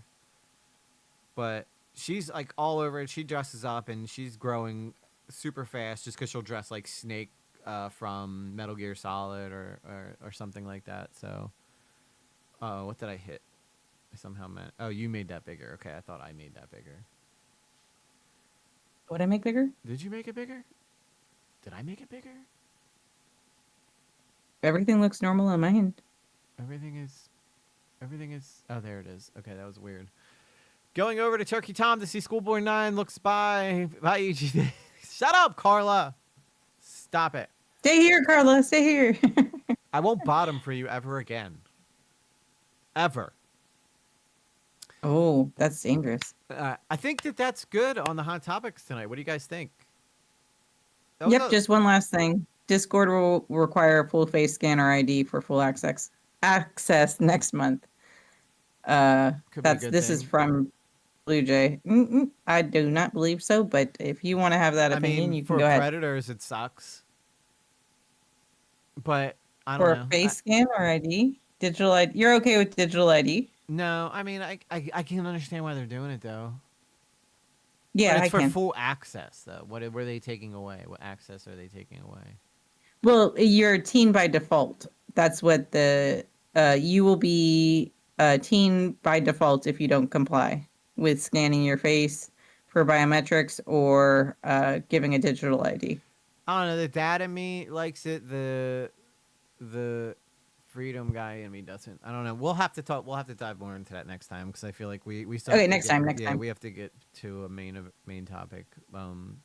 This was a lot of hot topics today, but there's a lot going on, and I felt like we had to touch on all the big stories that are going on right now. So, anyway, thank you, Fallon, for hot topics. So let's talk about it. It's time for hot topics. Wake up. Nothing was out of context. I am an Islamist, fundamentalist, radical terrorist. I am. Holy shit, Fallon, did you hear that? Did you hear what Hassan just said? He's a terrorist. We knew it. We got him. We got him. Dead to rights. He just confessed. He just confessed. I heard it. I heard it. I've seen it. Synced it. So, all right. I'm gonna go. Let's find some fun stuff now. Get ourselves. Oh, by the way, yeah, Catherine O'Hara died. She was the mom from Home Alone. Very sad. She was in a bunch of awesome movies, A Mighty Wind, and very sad passing for her because she was a really great actress. She was also in Beetlejuice. She was the one that did like the dance and stuff. But I just wanted to point that out as well. Catherine O'Hara. All right. So what kind of So you guys want to do body cams? You want to do murder mystery? I think it's too early to watch that Turkey Tom Schoolboy video. But I would be curious to see it. What do you think? Okay, Fallick. she should have headphones on. I'm walked away. Every time I walk away, he needs me. It is literally every single time. Yeah. Like, Jet came running down the hallway. And I thought you might have heard him when I was like, I'm still here. But. Nope. All right. I'm kind of curious. First First off, how I do long have a is couple this, ones. though? Oh, you want to do the Turkey Tom one? I am curious of why it doesn't bring me to his channel. It takes me to Tom Dark's YouTube. Why can't I just go to Turkey Tom's YouTube channel? Why is it hidden from the search bar? Well, he might have just. Did you watch it on Turkey Tom's? Because his Tom Dark is his other second channel. It's his second channel. So I don't know why Turkey Tom doesn't come up in the YouTube search. It's very strange. But yeah, Unmasking Schoolboy 9, the internet's most eccentric predator. And now this is 49 minutes long. I don't know. I kind of want to check it out. He's got almost 200,000 views already. Now, by the time I actually edit this and put it out, it'll probably be a couple days have gone by. So, what do you guys want to do?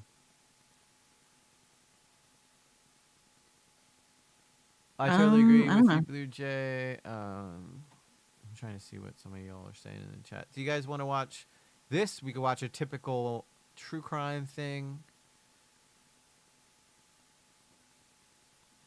I have a couple. Says I want to see Schoolboy, and then everybody else is still talking about the Discord stuff. So, what were you saying, Fallon? If you need like a body cam or something, I've got one.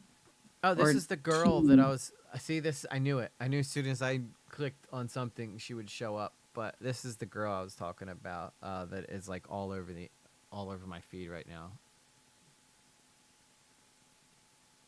Stormfall 33. Oh, she's cute. Yeah, you can see why guys like her. You know. And she's also very eccentric. I don't know why I'm not getting any sound. Oh, it's probably muted. But she's cute. She's got good takes. She's very she's like your typical. She's very internet brained. You ever heard of Godzilla, King of Monsters? Have you ever seen Forbidden Planet? Have you ever heard of Renfield? This is just forcing all the players to listen to what Kojima thinks about his favorite movies. I'm more interested in that invisible monster. If I were invisible... See, you can see, like, she's definitely thirst-trapping with the outfit. Maybe someday you'll be able to turn invisible. Yeah, that'll be the day. When you can even say my name, has the memory gone? Are you feeling? So yeah, Stormfall is the girl that's all over my my stuff right now. And she did a lot with that whole Kingsman thing. Are you familiar with that, with the Marvel Rivals tournament thing that happened? Big time drama there. No. So like these girls got like super toxic with this guy that was trying to win the tournament, and like the whole internet turned on him. I was gonna talk about that one day this week too. It's a very popular thing popping off right now. The guy's video got like 28 million views, and he got like 200,000 subscribers just from just how toxic the girls were being during it. But I'm kind of more interested in Schoolboy 9. We did something on him before. So if we have covered him. If Turkey Tom is truly unmasking him, I don't know. I'm kind of here for it. What do you guys say? I think most people are also interested in the Turkey Tom video as well. What am I doing? I'm clicking all these. No worries. And there it is. Okay. I gotta fit it in the screen. I gotta make a new channel logo too, I think. I got to make a new channel logo. Oh my god, that sounded like Duran Duran. Yeah, I think she has an editor. I'm gonna be honest. She probably has an editor. But she's very, she's got that internet thing down. That Stormfall. She's like, boobies up, personality out, loud yells, talk about games. Can't go wrong. Every gamer guy's dream girl.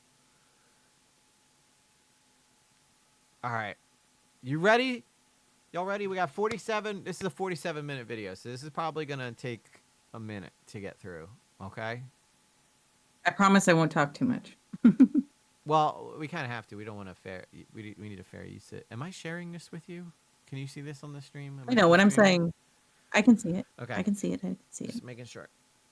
All right. With that said, let's get into it. Now, Little Lately is here, so if we don't, Hi, Little Lately. Well, no, she's not like in the room with me, but I mean, like she's here. So that's the nights that I don't stream very late. If she's not here, I'll have no problem going later in tonight. But fact of the matter is, I gotta get her to bed for school, or else she'll stay up. So I'm gonna put this on 1.25. I think is the best way to get this to go faster and be fair to watch. All right, let's go. Unmasking Smart Schoolboy 9, the internet's most eccentric predator. I think he does. I don't know. That's what it sounds like he's doing, is unmasking him. But this could just be about Schoolboy 9, which if it is, we'll go to something else, okay? Shining a light on predators and degenerates has turned into a spectacle online, usually with the intent to raise awareness, if not outright get them arrested. However, it seems that they slip through the cracks just as often as they're caught. One such case EG, being is there smart. any way you can figure out the audio for that on me, or I can watch the stream? Why is it not coming through? It's not. And it worked for Hot Topics because I didn't need your audio on the stream. But I can just listen to the stream. Hang on one second. Let me take a look here and see what we got, what we work away. Oh, that's because it's not on. Hang on. I got you, girl. I got you. Check that one out. Try that one on for size. Give me a little teaser and. Yep, works perfect. Oh, great. Now it's not working for the stream, though. Awesome. Oh, no. Love it. Love it. Either Phallic gets it or the stream gets it. Nobody apparently. I'll just be a little delayed. I think that's best. Why? Why, God? Why? Hang on. Let me try it. Maybe I can hack this by going through the other thing here.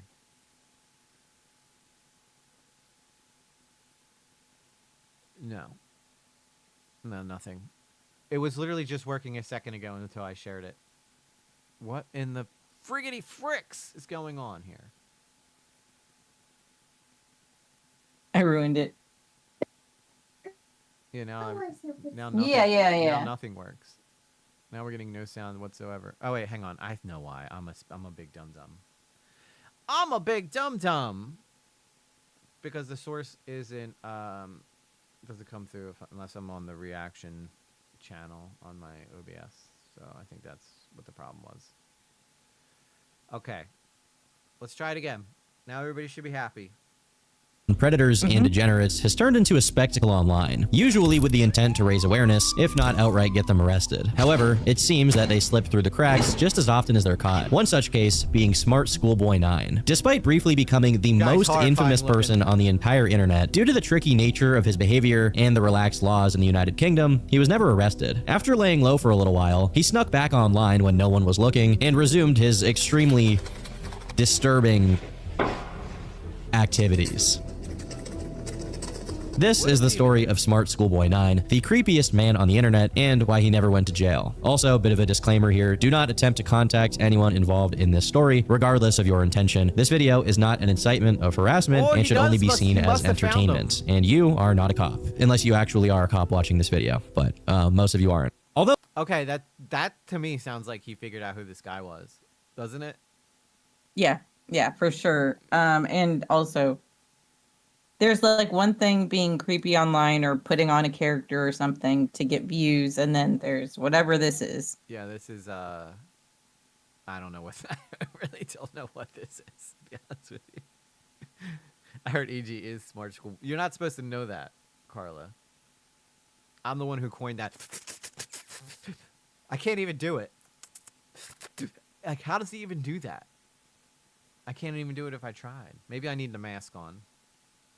Now everyone online knows about him. The first significant post about Smart Schoolboy 9, real name David, came in the way of a Reddit post all the way back in April of 2024, about 4 months before he became known by the general public. The post read, "I came across a reel randomly and it led me down this weird rabbit hole of people using AI or dressing up pretending to go to school. They all seem to have high heels in them. Is this an age play thing or something more sinister? Literally anything helps as I keep trying to look for answers." Attached to this post were a few images of the truth_sticks_11 Instagram account, whose bio read, "Beautiful boy and account looked after by me. A degree-educated mother, choosing to stay anonymous. Good, original, written work. Advice and compassion." By merely looking at the images, some of which include pictures of the heavily edited boy wearing nothing but underwear, it became clear that this was not a real kid or a mother. Other accounts shown include girl.chloe12, which prominently featured pictures of underage girls in bikinis or short skirts, often emphasizing that the subject of the post, whose name alternates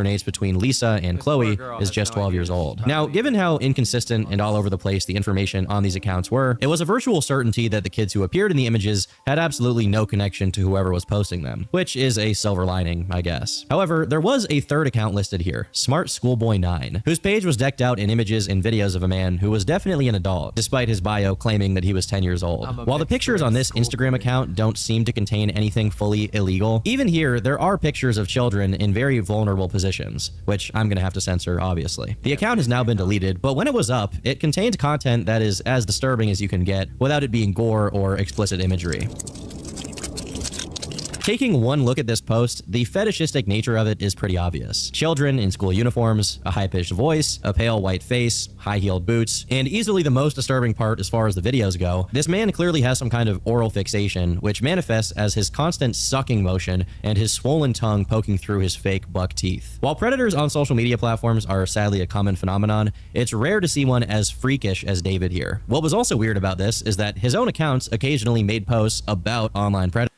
I feel like, okay, so if we're looking at this guy, I feel like somebody could probably figure out who he is just from his eyes, because these are very telling. Now, I don't think that his face looks anything like the mask, but the mask is horrifying. Like, he's got kind of a rhino-looking face going. It's too swollen. It's not like normally framed. Yeah. Now, I do think though, this guy probably would probably look pretty normal without this mask on. That's what I think. I think this looks like this looks like his real hair on the side, but on the top, that looks like it's like almost like that spray-on hair, you know? Oh yeah. I don't know what it's called. Yeah, I'm not sure what it's called either. So I would imagine that this guy probably has like the George Costanza cut. This is typically bald. This is removed. And then his face probably actually looks pretty normal under this mask. Now the tongue, though, I don't know. Maybe he bites it or It's something gross. to make it so big. But I just wanted to point Well, that there are out. lots of things you can do to swell up your tongue. Yeah. Oh, is that right? You do that often, Alec? Like you would like to know. Yeah. I think the whole chat would like to know. Predators, probably in an attempt to paint himself as innocent or a safe space for minors. As one Reddit user observed, Truth Sticks starts off like an account exposing other fake little boy accounts for actually being predators using Instagram to swap CSAM. It then says it's going to teach us about how to spot those accounts, so that's where the boy and mom in school giving us lectures begins. But then it just morphs into one of the accounts it's claiming to fight, abandoning that objective and just reporting on this little boy's days in school. Very bizarre, and the individual behind it is likely a member of that community. Despite how egregious all of this was, it didn't really take off. You know, mostly because I love the internet for this sometimes because the internet is so good at like overly hyper being, obsessing over stuff. Yeah, until they find out. Yeah, like being like little internet sleuths and like, hey, no, something doesn't feel right. I'm gonna follow that thought. Yeah, you know. Yeah, whoever saw this genuinely had a pretty good way of looking at it. That he's pretending like he's exposing predatory accounts, but really he's just doing it so he can share stuff all under the guise of sharing it himself. ING says, why the hell do people do this, and why do people entertain it? All for views? So I think this guy, I have two theories, right? Either this guy is doing this just to get a reaction, or this guy, and I think this seems to be the more popular theory, is this guy fetishizes like all this stuff and like truly is a disturbed individual. But you never know with the internet, because you know, if this guy really cared about like his life, he wouldn't have came back after the Nick video that got made about him in the first place that went popular.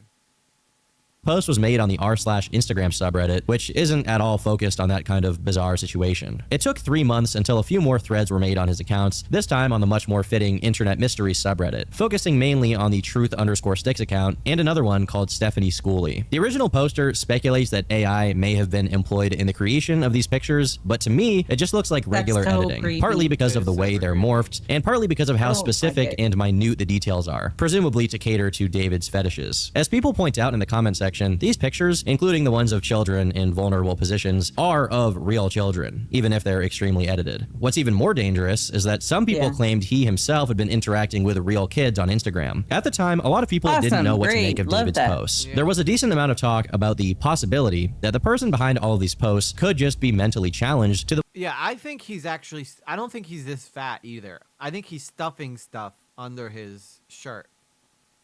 Yeah, his belly looks a little, it looks too bumpy. You know what I'm saying? It's not natural like people, looking. Yes, like when people like carry weight in their midsection like that, it's more, it's a smoother sort of transition. Yeah, and yeah, I think you're right, E-Shift. I think this guy does get it off on watching his own videos. The point that they have no idea how inappropriate and bizarre all of this is. I wouldn't be shocked if this guy's actually pretty skinny. But further examination of the account's history made it clear that David was well aware of what he was doing. One of the earliest posts from the Truthsticks account reads as follows: "Beware that the man pretending to be a boy is trying to lure boys to ask him to look at his supposed passport. There is no real boy on any of the predator's pages. It is all fake. Passport is sometimes code used by pedophiles to indicate links to Links Mega or Mega Links pedo pages. But his most disturbing lust is for boys, and he spends hours and hours following real boys, trying to attract boys from other time zones. Beware, avoid." Here, we see David basically projecting his own behavior onto someone else's account, showing that he knows what he's doing is wrong. While this page, and even archives of it, have been completely wiped, most likely due to the content involving pictures of real... Yeah, what's up? With nothing to do all day, he even tried to beg a beautiful girl of Monaco for money, but he was refused. Her pictures and art and work is all real. She's 13 and a genuine artist. I don't know if I trust the Truthsticks 11 guy, because I mean, I know Tom didn't read it off, but that is a part of the same post that he's reading from.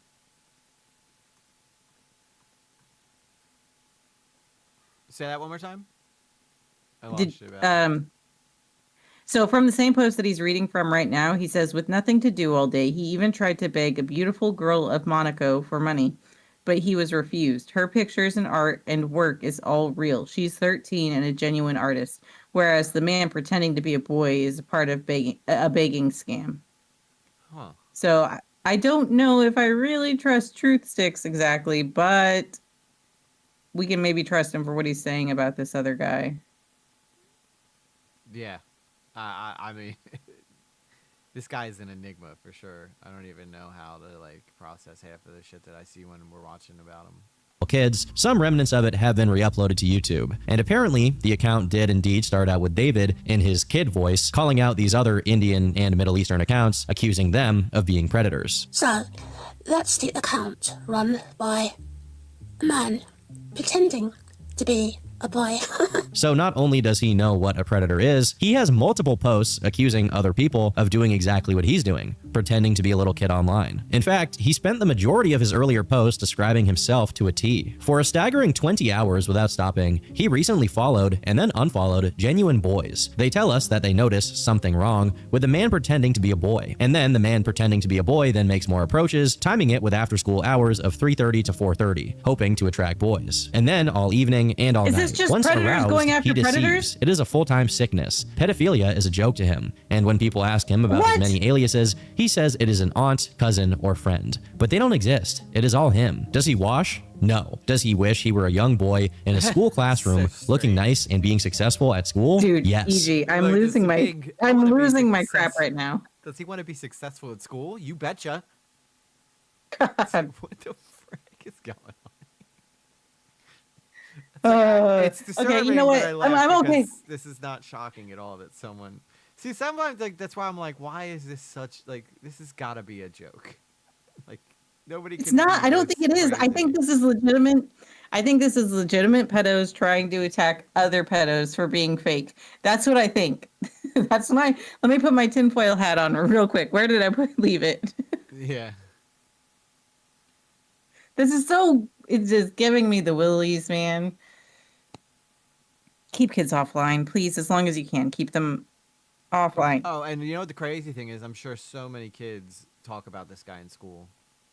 Yeah. Blocked and blocked again by children, including a Russian boy, age 12. Annoyed when parents intervene when he thought he could engage with a child. Annoyed when the conversation stopped. Annoyed when he is blocked. Obsessions with scantily clad young boys, photographed from behind, and spanking them as a sick fetish. Be aware of predators pretending to be young boys online, and asking real boys if they're hungry, and pretending to be delivering free food. They don't need to know a child's address. The predators appear kind, asking if the child could collect a meal from a vehicle parked nearby. I apologize for reading that entire thing, but I think you guys do need to understand just how crazy this guy is. Even if David had found actual predator accounts and was pointing them out here, there's just no way he has that much information on all of them. It's much more likely he's simply soft-telling on himself with these stories. Eventually, this page transitions to just LARPing about being a young boy at school. Likewise, some of his other Instagram pages, such as Mile.s95, Stephanie Schooley, and Stephanie Stansfield all revolve around the same concepts, just with different children, much of which has to be censored here, either because it includes inappropriate imagery or photos of real kids. As far as I could tell, the oldest one was Stephanie Stansfield, which dated all the way back to 2019 and had its first post about how small a schoolgirl's skirt was as she was going to pick up her pencil case. There was also a Twitter account of the same name, which was also created in 2019, containing a lot of similar posts about poetry, but it's now private. However disturbing a lot of his posts were, perhaps the most terrifying of all of them is this one uploaded from his Miles account, where he seems to be chasing a kid.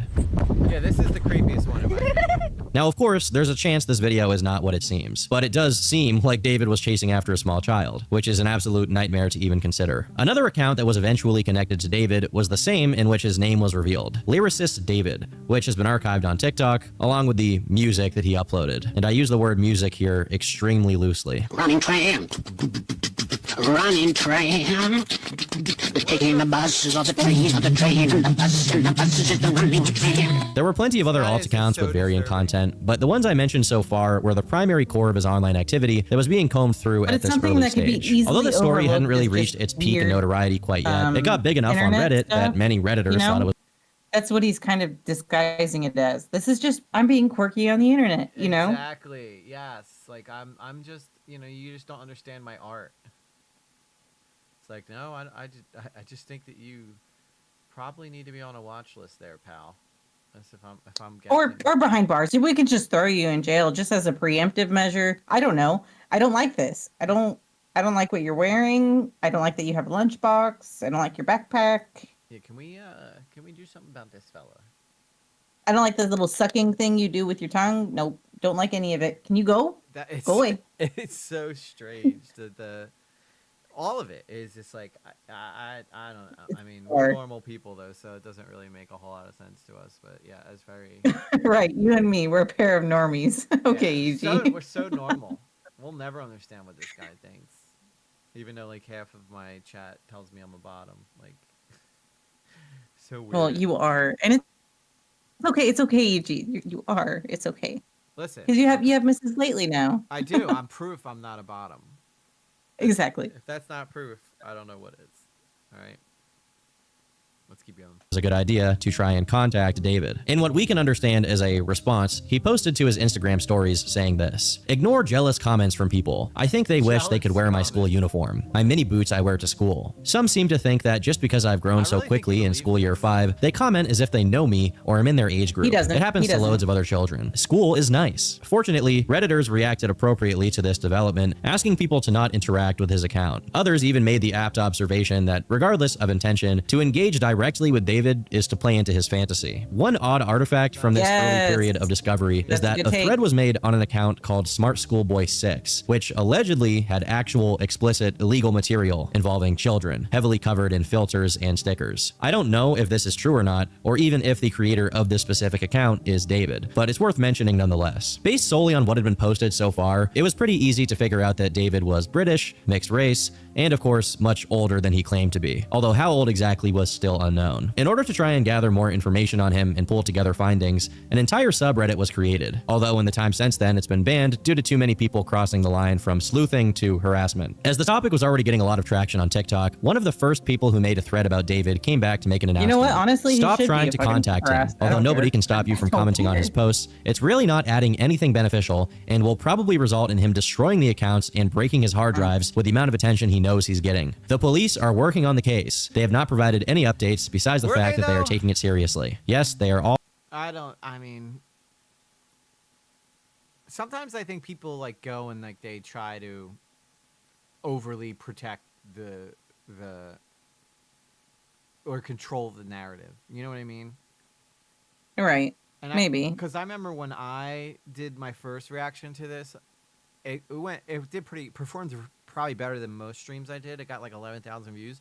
And I think, and like there was people in there being like, we need to not go after this guy. And like nobody tried. It's like, first off, like, who are you? Are you a detective? Like, I don't, like, what are you on here telling us what we can and can't do? Like, it's just an interesting story. People, it's very popular right now online. We're going to talk about it. You cannot control, like, I'm sure my little channel is not going to affect whether or not this guy gets caught, you know? I just think that people are like overly try to like, I found this story. We need to really be, it's like, shut the fuck up. Right? Is this your first day on the internet? Because it sounds like it. Like, but this is what the internet does, you know? All one account owned by the same guy. There are many more accounts that the Discord have discovered. One has been taken down and had explicit That's why there's many more accounts that the Discord have discovered. We're the investigators, guys, not you, okay? Y'all just finding him. We've been in this shit for a while. It's like, shut up. So they are invested, you know? Yeah, but it's like I they guess. can't stop. It's like when people have a favorite band that ends up going mainstream. I was watching them first. You know? Right. It's like, oh God, shut up. of Smart Schoolboy's fetish for children. There are archives of every account on the Discord. There is 13 total accounts across social media we have found. Discord is closed for the time being because of leakers. Although the information was not too solid yet, this user also claimed that David had been doing this since the 1980s and was now over 50 years old. Unfortunately, it seems that the online community that began to crop up around the investigation into David instantly cannibalized itself before it could do anything productive. And a lot of their findings were scattered across multiple different subreddits and Discord servers, most of which are now simply gone from the internet. But the topic was now big enough that YouTube... If we had all listened to them, then who knows what would have happened, you know? Because this was the people that were all trying to lead the investigation. You can't talk about this. But when you get a group of people like that around each other, and every single one of them wants control over something, they're all just gonna end up fighting each other, the whole time. Well, because they all want the attention for themselves. They don't really actually care about any victims or any wrongdoing. I found They Smart they Schoolboy don't. 9. Did you? Like, yeah. Mhm. I'm the one who found it. No, you all are just need to get offline for a little bit. Y'all are Exactly. approaching Schoolboy 9 material here, like obsession. Like, if this guy is your main obsession, you probably need to reevaluate a little bit. Just a wee bit. YouTubers began to cover it. The first video was from August 7th of 2024 from a channel called As Far as the Corners. This was followed a few weeks later by Tuv, Nick Crowley, and Nexpo, whose videos, when put together, amassed over 18 million views, sending the already viral topic of Smart Schoolboy 9 into the stratosphere. As you can imagine, all of this attention put the hysterics on overdrive, and a lot of false or bad information on the case started spreading. But one good side effect was that Yeah, I saw a video of a guy who claimed he was interviewing him. And it was all fake. It was completely fake. Hey, Sarah. My boyfriend has had COVID, which I'm surprised I didn't get. Oh, I'm hoping he gets better. It's good to see you, though. there was any chance David could contact a kid who had no idea who he was, that chance was now long gone, because he was famous. Shortly after all of the big YouTube videos came out, something unexpected happened. One of the people whose photos David edited for one of his alt accounts, Joanne Tang, came forward. After recognizing herself in these bizarre edits on David's accounts, Camille posted to Reddit saying this: "Hi, I have only now just been made aware of this Smart Schoolboy 9 situation. My name is Camille, and this man has used photos of me from when I was 15 years old and used them to create an alias called Joanna Tang. If anyone has any evidence, please message me on my Instagram or TikTok. I will be reporting this information to the police for identity theft as well as pedophilic and child pornographic intent, and I could use as much evidence as possible. Thank you." She eventually posted a video to her TikTok explaining the situation, and based on this, it seems she tried to cooperate with the people online following the case. However, most likely because of how ineffective the laws on this stuff if they're over 13. Yeah. I might blow my brains out. Well, you can't say that on stream, firstly. And secondly, please don't do that. Yeah, you can't make any kind of comments about unaliving. Okay, fine. I'm not going to do it. It was a joke. I'm 'Cause sorry. it'll pop up. What happens is it pops up in the closed captions, and they can't hear in how you said that. So they'll just assume that you're on here and talking about, you know, a It upsets me greatly. It upsets me greatly that these social media platforms do nothing to protect children, and they're allowing boys and girls of the age of 13 to just post themselves online, especially in the age of AI that we live in, and it bothers me. How's that? As a father, yeah, it's much better. As a father of a kid who's like kind of too young to do this stuff, but really wants to, you know, but you see the kid and all her friends are doing it, and you kind of feel like you're like, you get put under a lot of pressure to let her have like certain access to things, and all you can really, what I do is, I'll be like, all right, listen, I'm gonna let you have your own Xbox Live account, but listen, this is the rules. Like, you're not allowed to talk to anybody you don't know. If I find that you're talking to anybody you don't know, I get access to come back and look at what you're doing on it. And If anybody you can't be trusted gives with you it, the you're willies or the gone. creeps or makes you feel weird, well, don't just put the onus on her. Put it on like. It's not like, Okay. I'm not putting it on her. It's just, I'm always like, never ever send pictures of yourself to boys, you know, because while right now you guys are getting along, you never know if you guys are going to have a falling out, and you may use those pictures against you or share them around school. Like, boys can be very, very mean. Like, I give her the tools to make sure that she protects herself, and, you know, trying to think logically about a situation and be like, all right, look, if you think it's a bad idea and you're hesitant, that is a clear sign you should not be doing it. So far, it seems like, I mean, she's a great kid, but, you know, kids are kids, and they're very eager, especially that age. They're very eager to grow up. I know. Well, because they're experiencing pressure from their peer group, right? Yeah. So like other parents are allowing their kids in her peer group to engage in this sort of internet culture that seems local. It does. That's how Facebook kind of started. Everybody's got their own family on Facebook. It's an Instagram. It's an extension of Facebook, and kids want to be in the know. Cyberbullying if your parents are too controlling or they don't allow you to be on social media, then you can get ostracized for that reason. Exactly. You know? Yeah. Yeah. So there's pressures on both sides, and I can understand where the kids are coming from with this, but I also feel like we need to do our due diligence in being at least, and I know you are with Little lately. And it's how I plan on being with Little Man, but open conversation. If something is bothering you in any way, shape, or form, on a scale of 1 to 10, if it's a 0.5 in any way, if it's bothering you, come to me. Show me. I'm not going to get mad at you. We're going to correct this situation. Yeah, I do feel like this might be like a conversation for like a. I mean, I understand why we're talking about because we're talking about Smart Schoolboy 9, but I feel like this could be like its own topic. I don't really. I could get into it. Yeah, I'm sorry. I know. It's just because we're parents, so we tend to navigate, like we tend to lean that way, and like how do we keep our kids safe from this man? You know, but let's get back on task and talk about Smart. Back on topic. I'm sorry, guys. It's all right. It's all right.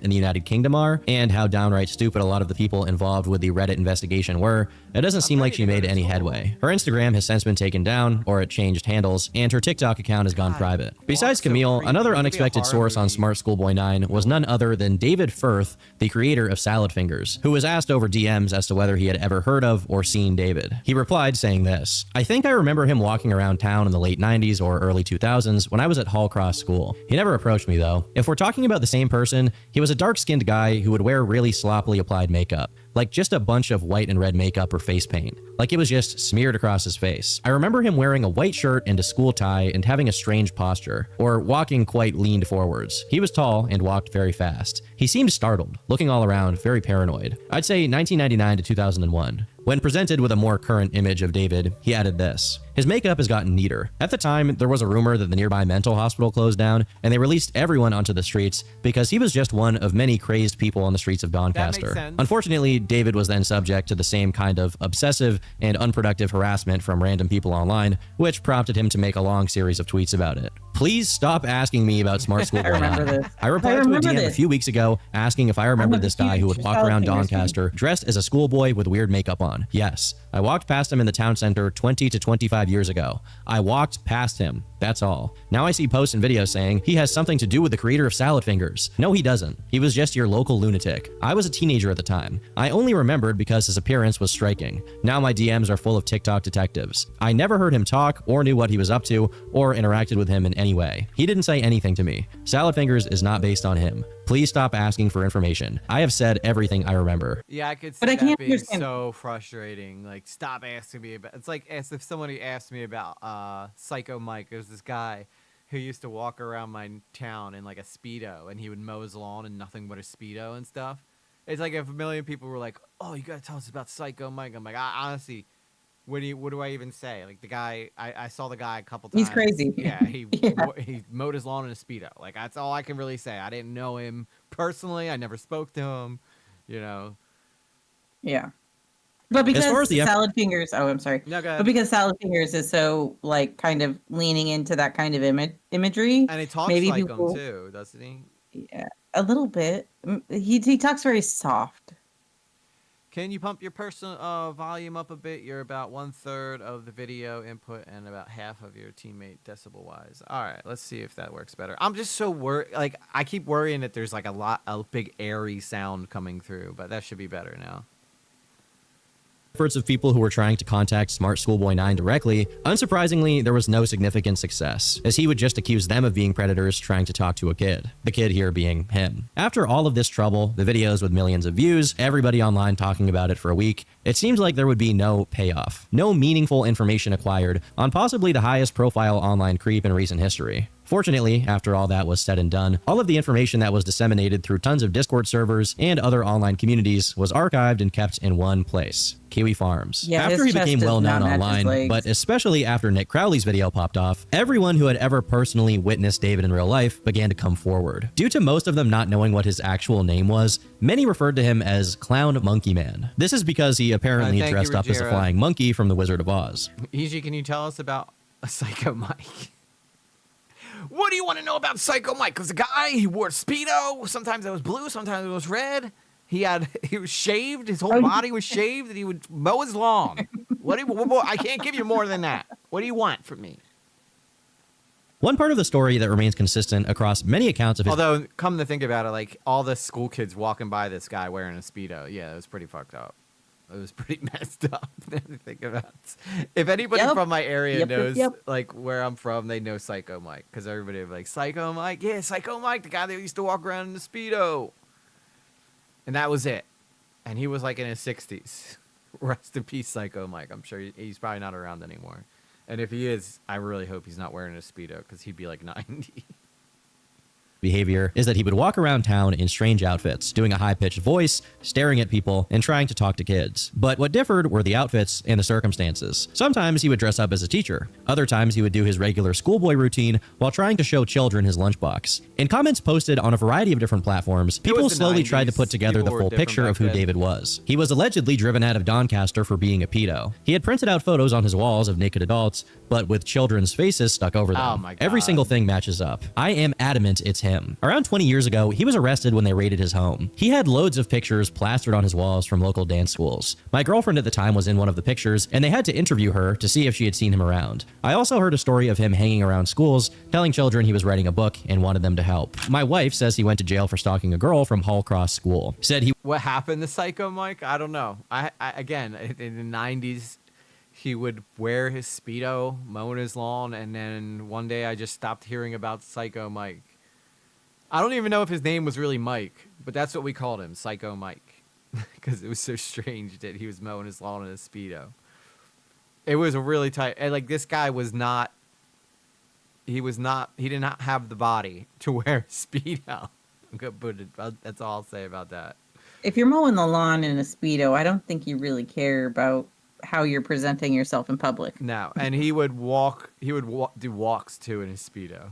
It's so strange. I don't know what the hell. I forgot about Psycho Mike until we just started talking about him. But Jerry says we had a guy in Anchorage who used to wear Speedo riding his 10-speed bike. Well, that's just for aerodynamics, Rogero. That makes a lot more sense than mowing your lawn. He was researching for a book he was writing called The Spirituality of Girls. I used to work at the court 20 years ago, and he was in court in the paper several times for approaching and writing to underage girls while wearing that makeup and young girl style clothing. He usually got away without conviction because the courts believed he didn't intend to do anything wrong. He was trying to speak to those girls because he wholeheartedly believed he was a girl of that age. He used to live with his OAP mom in the periphery of the town center, so he was always outside Hall Cross. OAP in this comment refers to an old age pensioner, meaning his mom was elderly and received money from the government to provide for herself and her kid, being David. Another comment read as follows. I remember this guy, lived on the same street as him growing up. My brother ended up almost smacking him for following me and my sister up the street, making... See, how many of these people are honestly being truthful, or if they're just trying to get in on that talk, you know? Yep, take everything with a grain of salt. That's all I can say. Yeah, I mean, people like when we know how important clout is to people nowadays.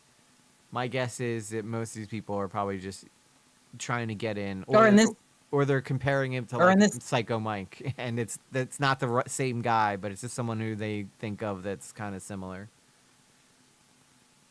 Now, it is possible, though, that if, like, some of these people might know. Like, if Tom exposes who this guy actually is at the end of this, he might know who's telling the truth and who's not. You know, if he can cross-reference who, you know, where these people are from. But, I mean, how do you know where little Ginger Kitty is from, you know? And how do we know whether or not he was actually harassing this person? I'm not doing a video on Psycho Mike, Sarah. I'm sorry. Harassing comments. He was in his mid-40s when he was living on my old street. I'd be inclined to believe he was mid-50s like the other commenters. I worked at the local supermarket during Christmas when in college and served him. He stank and had the strangest voice, obviously put on, but really unnerving. I will say the police have known about him for a long, long time, and when he was doing what he was doing in public, they were not concerned. They were more concerned for his safety than they were what he was doing. Probably being smart schoolboy for Halloween. Absolutely, I believe it. These comments paint a picture of David ultimately not being taken seriously by any of the community around him. While the way he dressed and the way he talked was definitely disturbing, ultimately, as far as they knew, he wasn't physically hurting anyone, so there wasn't much the police or the average citizen could do about it. A few other comments also comment on his physical appearance, although reports differ slightly. Real school kids terrorized him for years. He actually has vitiligo on his face and body. For the unaware, vitiligo is a medical condition where the skin loses color. Michael Jackson famously had this before his death if you need a visual aid. It's possible that David does have vitiligo, and we simply can't tell because he wears makeup in most of the images we've seen. On the other hand, it's unclear if this is truly the case, as someone else stated this: I do remember him, thought he was a burn victim. Meanwhile, a shop worker from Doncaster shared their experience. I used to serve him in Sainsbury's. He once came to the cigarette counter, asking for cigs, then said, "You naughty lady," selling cigarettes to a schoolboy. Then one of the lads working there was staring at him. He started chasing him down, shouting, "Stop staring at me, I'm only a schoolboy." Someone else on Facebook said, "Wow, I have not seen or heard about him since I was a teen. He used to follow me all the time." Now, one of the earlier posts I read claimed that David had been arrested some 20 years ago. And while all of the other posts here did contain a lot of new information, So I wish that I knew whether or not these people were telling the truth. Like, I wish there was a way to, you had to verify to make sure that you lived in Doncaster around that time. But I mean, some of them sound more genuine. Like the people who are like, "Wow, I haven't heard about this guy," and like those people, I tend to be like, "Okay, this person probably is familiar with him." But the person's like, "Yeah, he came to buy cigarettes off me." That seems like a bit far fetched. You know what I mean? I do. I'm not like a huge fan of like exposing anonymous people online. I'd much rather increase the media literacy of what you consume, than just putting people's information out there. Well, yeah, I'm not saying, we need the credentials of everybody who posts, but, it's just impossible when you go through this much stuff to know what is true and what isn't. Right, but these look like YouTube comments. They look like YouTube comments. And it like, whereas on Reddit, you can get certain karma for posting or having a thread go viral. Yeah, I mean, look at this on guy. On YouTube, you're less incentivized to kind of create something. I mean, this guy got 187 likes just from being like, can confirm he's from Doncaster. Around 20 years ago, he was arrested when they raided his home. He had loads of pictures of kids from schools. My girlfriend at the time was in one of those pictures, and they had interviewed her to see if she had seen him around, telling children he was writing a book and wanted to help. See, I don't know. I mean, like, how does he know all that information? Like, did his girlfriend tell him? Like, if this was 20 years ago, how old's this guy? Yeah, I don't know. It's all very strange. Very strange. Yeah. David's past, they lacked the finer details to identify what happened with his legal situation. But there were two other posts with a bit more information on him. One of them was from a Brazilian immigrant who claimed that David lived near a playground and was much smarter than he appeared. He states that David even has a college degree and only started doing the school board. Now, why is this person writing this in Spanish, though? You see what I mean? Like, this is where I'm like, okay, why is this? If this person's from Doncaster, England, why is he writing this all in Spanish? Makes no sense to me at all. I'm sure there are Spanish speakers in England. Well, yeah, I'm sure, but why write this comment in Spanish at all?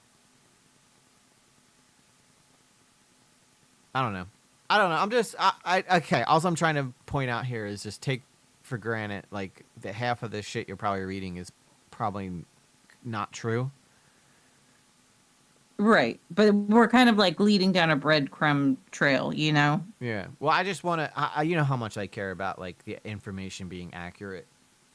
Like, this guy's definitely a weirdo. Yeah. That is 100% true. But, like, all these people adding in, it's like, okay, what is my audience consuming? What can I make sure that they know is probably true? What may not be true? Something like this, I don't know, it just makes no sense why they'd write it in Spanish and stuff. But and yes, I'm aware there's probably Spanish-speaking people there. But why write it in Spanish if you're from England on an American channel? I don't know. Weird stuff.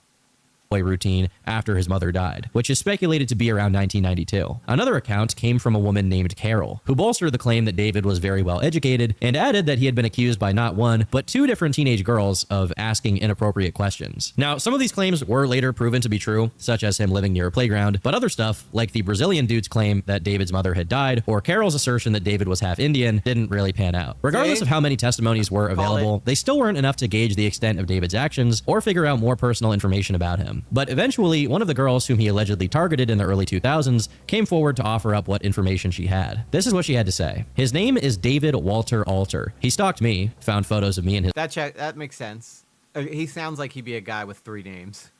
David Walter Alter. Well, that's David Walter Alter, just doing that weird David Walter Alter shit. Flat when I was a child and ended up in court. Let him off for mental health. We ended up in court. I was escorted to school by police. Wasn't even allowed on a school bus. Wasn't allowed to go to town on the weekends. The man is a dirty bastard. Shouts, "Don't hurt me, I'm only a schoolboy." He was sectioned instead of jail all them years ago. I seen a post a few weeks ago saying he was online, up to no good. 20 years on, still at it. I apologize for the British speak, but all of this post further corroborates that not only has David been LARPing as a schoolboy and creeping after kids for 3 decades, but it also corroborates that he was actually taken to court over it at least once, but he was simply sent to a mental institution and released instead of being jailed. We also have a mention of his supposed full name here, David Walter Alter, but someone else who replied to this woman's post also said he probably had his name changed. One of the Reddit users who posted underneath this thread said this: "The woman who was claiming she was harassed by him extensively said she was 15 in 2004 when it happened." In a post on his Stephanie account on Facebook, he has a long ranting post where he's talking about a Darren. Darren is actually him, David, and it ends with this: "It isn't surprising then that when Darren legally and properly won in a matter in 2004 where he was lied about by a girl aged 14 who had wanted to be his girlfriend and was rejected but became bitter, that the person with delusions of grandeur focused on that as a hypocrite rather than admit to her own doings." The poster asserts that this quote is referring to the same event. They go on to say, "If so, it obviously affected him greatly enough to come out in his characters, as I imagine being involuntarily committed somewhere could." I think this poster is probably correct, seeing as David himself admits that Darren is a fake name he uses to be careful. So it's likely that the stories with this name are about himself. In these Darren posts, David says that Darren's mom moved away in 1992, which I guess would explain why the Brazilian guy thought she had died and why he was free to act the way he did after that point in time. His family was now out of the picture. Based on the information David provides, it seems he was at odds with his sister, whom he exclusively refers to as the person with delusions of grandeur. Reason being that she took issue with the stuff he was up to, calling him a crossdresser. There's also I have many children in my neighborhood who have autism, but this seems to me as if he has that, it is being exploited for views. I don't think this is autistic. I mean, a lot of people suffer with autism. I think this is much. If we want to go down the road, then I'd probably go as far as to say like he might be full on like mentally challenged, like not just autism. Like autism takes many different forms. It doesn't. Yes, and it does not. I've worked extensively with mentally disabled adults. In fact, I'm only my admin license away from running my own facility because I have DSP levels 1 and 2 certification. So it doesn't excuse the behavior. It absolutely doesn't. You can understand where they're coming from and maybe talk to their doctors to adjust their meds or things like that. But people with mental disabilities, one, are aware of them unless they're regressed autistically. So we had, for example, one client that was 32 but had the mental capacity of an 18-month-old. So he never really understood the world around him, and that was his thing. And then we have other people with maybe Down syndrome or schizophrenia or bipolar that they understand that they're different, and they will use that to get away with unacceptable behavior. Yeah, when I was in elementary school, we had this program where they were they were trying to like intermingle, like they would have the special ed kids. You could go over and have lunch with them or something, and like they would only take a couple kids. It always ended up in a fight because if they took the kids that were like from the projects and put them over there, like the kids that were special ed, and I mean like severe special ed, would like touch you in the privates or like because they just didn't understand like that they can't do that, and so then they had to stop doing that because like the kids from the hood would just start swinging on them the second they got touched by one of these people who just didn't know any better. Well, and that's where I feel like, and not all of them look like they have Down syndrome. Like some of these people, well, I guess Down syndrome might not be the correct term, but some of these people look like normal kids. Just Down syndrome is like the facial structure, right, where you can kind of see it, right. But like some of these kids were, I don't even really know what to like, because the only thing I could really say is like, and I know this word is offensive, but it's like I'm trying to convey the difference between like a autistic person and like somebody who's like actually genuinely like retarded, But that's like the only way that I could really think to kind of lay it out so that it makes more sense to who we're talking about. But I know that word is, like, taboo. There's multiple layers. There are autistic people. And autism is a spectrum everywhere. Well, not to get too much into it, but it's typically your brain's developing at a slower rate than the normal humans or average humans, neurotypical people. But you're still developing. And that's the key point. And by the time you hit adulthood, unless your regression is as severe as I mentioned one client's was, you're going to pick up on the fact that people treat you differently because you're neurodivergent. And whenever we had to do like our closing shift, you have to give like, I was a one-on-one, so I dealt with really aggressive and severely challenged people. But if you were like a 2-on-1, where you had 2 staff workers for one client, you would have to give your report at the end of each and every day, and you had to describe different kinds of behaviors and know the terminology for them. One of them is manipulation. How many instances of manipulation did X client have? And this is going to get addressed with his psychiatrist or his doctor, and it's going to influence the medication to kind of keep these behaviors at bay. I mean, like I said, I'm well versed in this. So just because he has mental deficiencies or is handicapped in that way does not mean that he's not engaging in harmful behaviors. Well, yeah, that should be if correct. he's a danger around kids, regardless of what his mental capacity is, you can't have him around kids at all, and that is something that would Precisely. He's lock not him safe. up he's not safe to be around. And I'm sorry, but I believe in the betterment of like society as a whole, and if someone is a danger, regardless of what they're suffering with mentally, then you can't have that person be around kids or regular people for that instance. Exactly. To mention Yes. of an older brother, meaning David may have even more siblings. Besides the Stephanie post that this guy is referring to, David also has a Facebook account where he goes by the name David London. On this account, there are multiple long-winded rants where he refers to being in close contact with a teenage girl, younger than 16, in 2004. In these posts, he usually says that this girl was a child actress in a wartime drama. But as you can imagine, it's very unlikely that a successful child actress would be interacting with David in 2004, when he would be around his 30s. Kiwi Farms users eventually traced what actress he was alluding to, concluding he must have been talking about Keely Fawcett, reason being that she starred in a 2004 movie titled Carrie's War. Of course, David wasn't in contact with Keely Fawcett, but instead Keely Part, the real name of the girl whose post I read earlier, who identified him by name. When contacted about it, she maintained her story, but said that she had no more information on him besides his name. Fortunately, the name David Alter was already more than enough for online sleuths to get more than a fair share of information regarding him, dating all the way back to 1994. Roughly 2 years after David's Schoolboy Act began, we have an article about how important school uniforms are to keep kids disciplined, written by someone named David Alter. This is in the letters to the editor section of the newspaper, and although there could be another British David Alter who is adamant about the importance of school uniforms, this could very well be the first ever recorded instance of...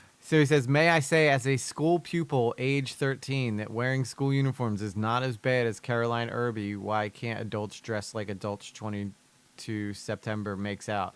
What was she forced to wear when she says, in my view, it's not possible for anyone to look attractive in uniform? Of course it is. If you are careful to select good quality, well-fitting schoolwear for this sounds like him. Well-fitted schoolwear for a rebuttal stock list. Uniform looks bad enough on children, but satchels for parents is just ludicrous, she says.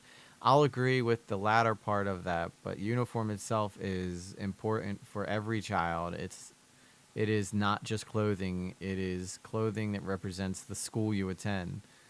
That is not something that's American at all. Like we could give two craps about like the Catholic schools still wear like traditional uniforms, but public school, you know, none of the kids care what school you go to, you know. There'll be like your pride for your team or whatever, but it's nothing like the Harry Potter world makes it, where like your house is like so important or anything like that. We've never had anything like that really in America until you get to college. In school uniform, you are not just anybody. You are still you, but you are expected to be disciplined. The uniform reminds you of that. If adults want to use certain aspects of the uniform for fashion purposes, that is fine. We pupils do not hold exclusive rights to this clothing. Many students could do with smartening up the switch from smart school uniforms to jeans. Oh my God, smart school uniforms. That is... I don't know. It sounds exactly like this guy. To X and clear goals and personal self-respect. Don't be so hard on the good old reliable school uniform. It is not so bad after all. David Alter.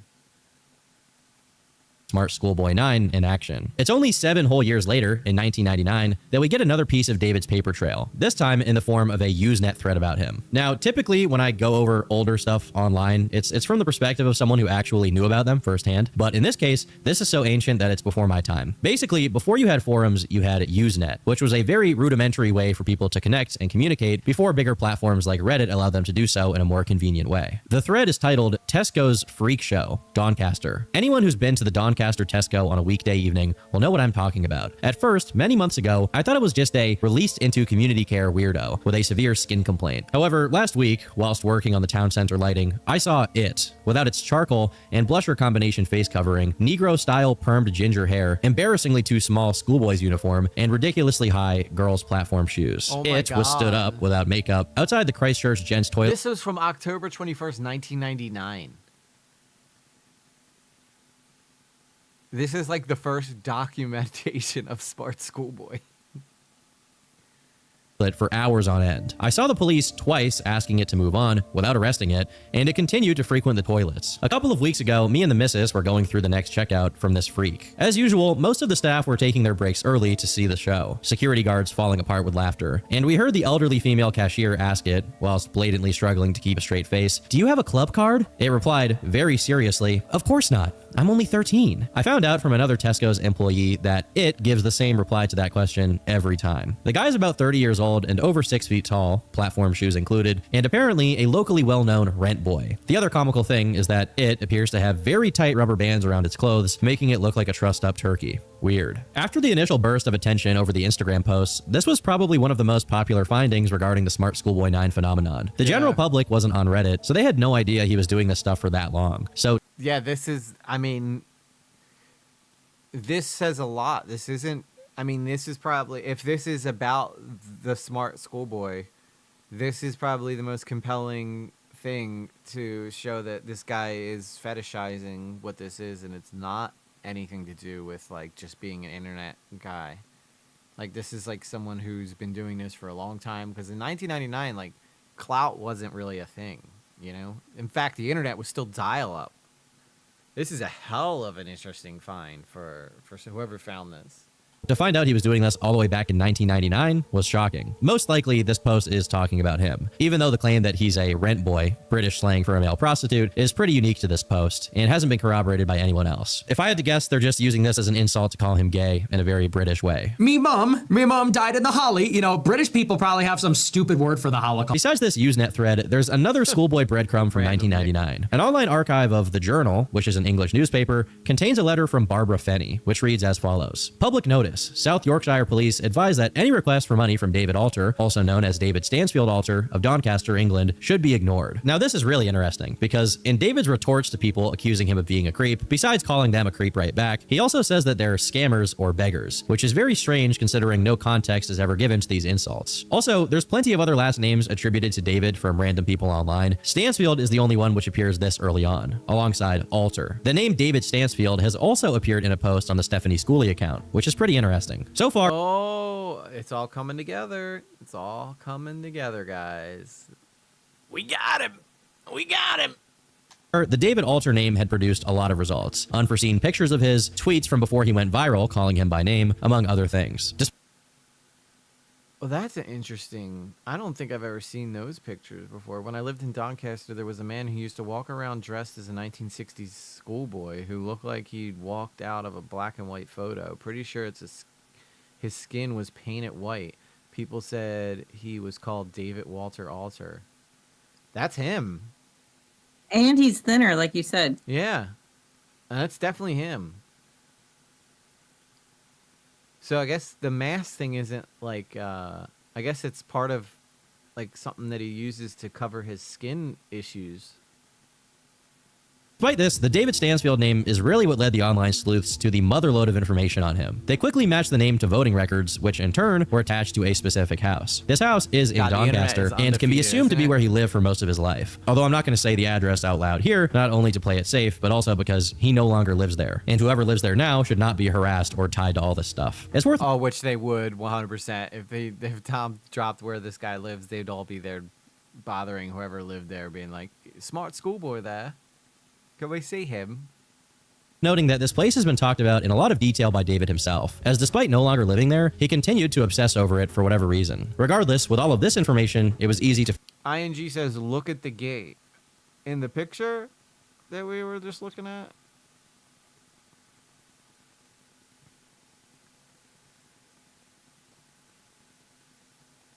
I'm not sure what you're referring to here. I mean, he looks like... The way he's walking, and it looks like he's flipping the bird at whoever's taking the picture of him, doesn't it? So that just backs up that... I'm not like a body language expert, but it does look like it. Yeah, it doesn't look like a guy that that walks like he's mentally challenged. This is all just backing up.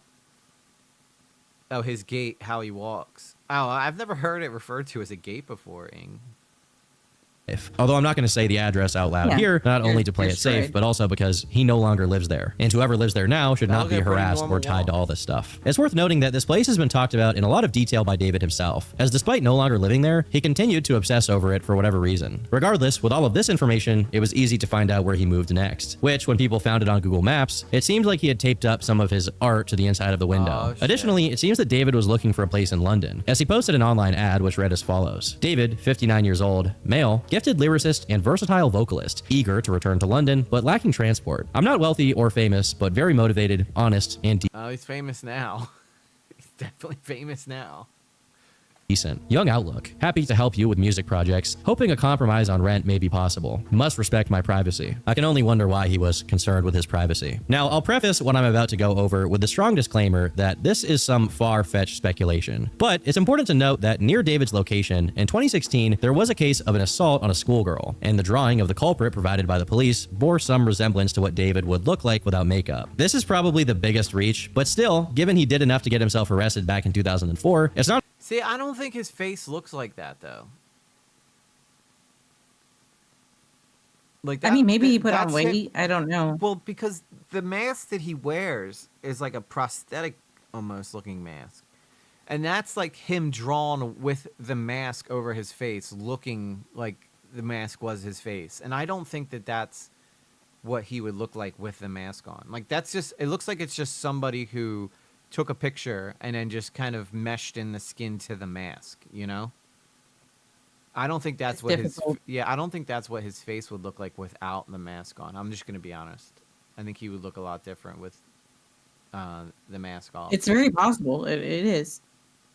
exactly impossible for him to have reoffended in 2016. While both Stansfield and Alter were strong contenders for David's real last name at this point, the issue was put to rest when the Stansfield name led to the names of his brother, sister, father, and mother, all of whom matched information provided by David on his Facebook posts. I won't be divulging any of the information on them since they're all private, normal people who have nothing to do with David, and by all appearances, aren't even on good terms with him. However, it is extremely concerning that when people found his sister's Facebook, they also found her kids' Facebook accounts. Upon further scrutiny, it turned out that David had added them using his Stephanie Schooley account. Maybe this was just the consequence of David adding literally every kid he came across on Facebook, trying to crop dust his sickening content on everybody who made the mistake of accepting him as a friend. Alternatively, it may be that whatever grudge he has against his sister drove him to target her kids specifically. Whatever the case may be, hopefully she has since caught wind of what he's up to online and blocked him on all of her kids' accounts. For a brief period after the Stansfield discovery, development slowed down, as people were more focused on piecing together lore on David, such as him apparently having been humiliated by an older person during school, and that he apparently had a crush on a girl named Veronica, on whom some of his characters are probably based. But it didn't take long for people online to get antsy again and begin trying to prod David directly. In early September of 2024, locals, who were most likely young kids, became so agitated.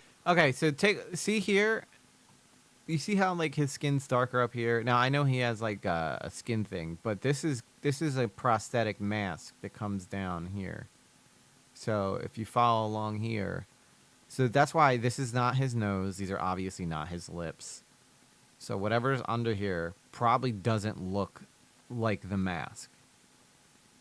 So that's where I was getting at with that. So that's why I don't think that picture makes sense. The idea that they lived near someone as depraved as David, that they threw a brick through his window.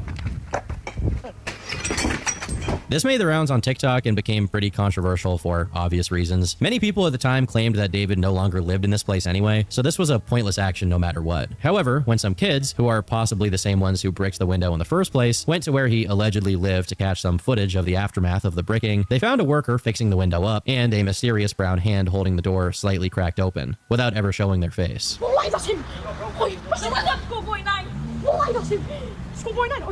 While I'm not going to jump to any conclusions and say that this is definitively Smart Schoolboy 9, if I lived in that place and people bricked my window thinking I'm Smart Schoolboy 9, I would probably get pretty mad at it, not just peek out of my door frame menacingly. Whatever the case may be, this incident clearly had no effect on David's remaining online presence, as he still frequently engaged in arguments. I mean, first off, okay, so there's a couple interesting things here. If someone bricked your window, first off, you're going to be terrified, right? If you're not Smart Schoolboy, you're going to call the police. Yeah, and you're not probably going to, if you see a bunch of kids outside filming your house, I'd probably run out and be like, "You guys know something about the brick, huh?" Like that's what I would do. But call the police, or if you know the kids, call their parents. I mean, if it is him, though, he could be, not want to show his face. So it is an interesting video.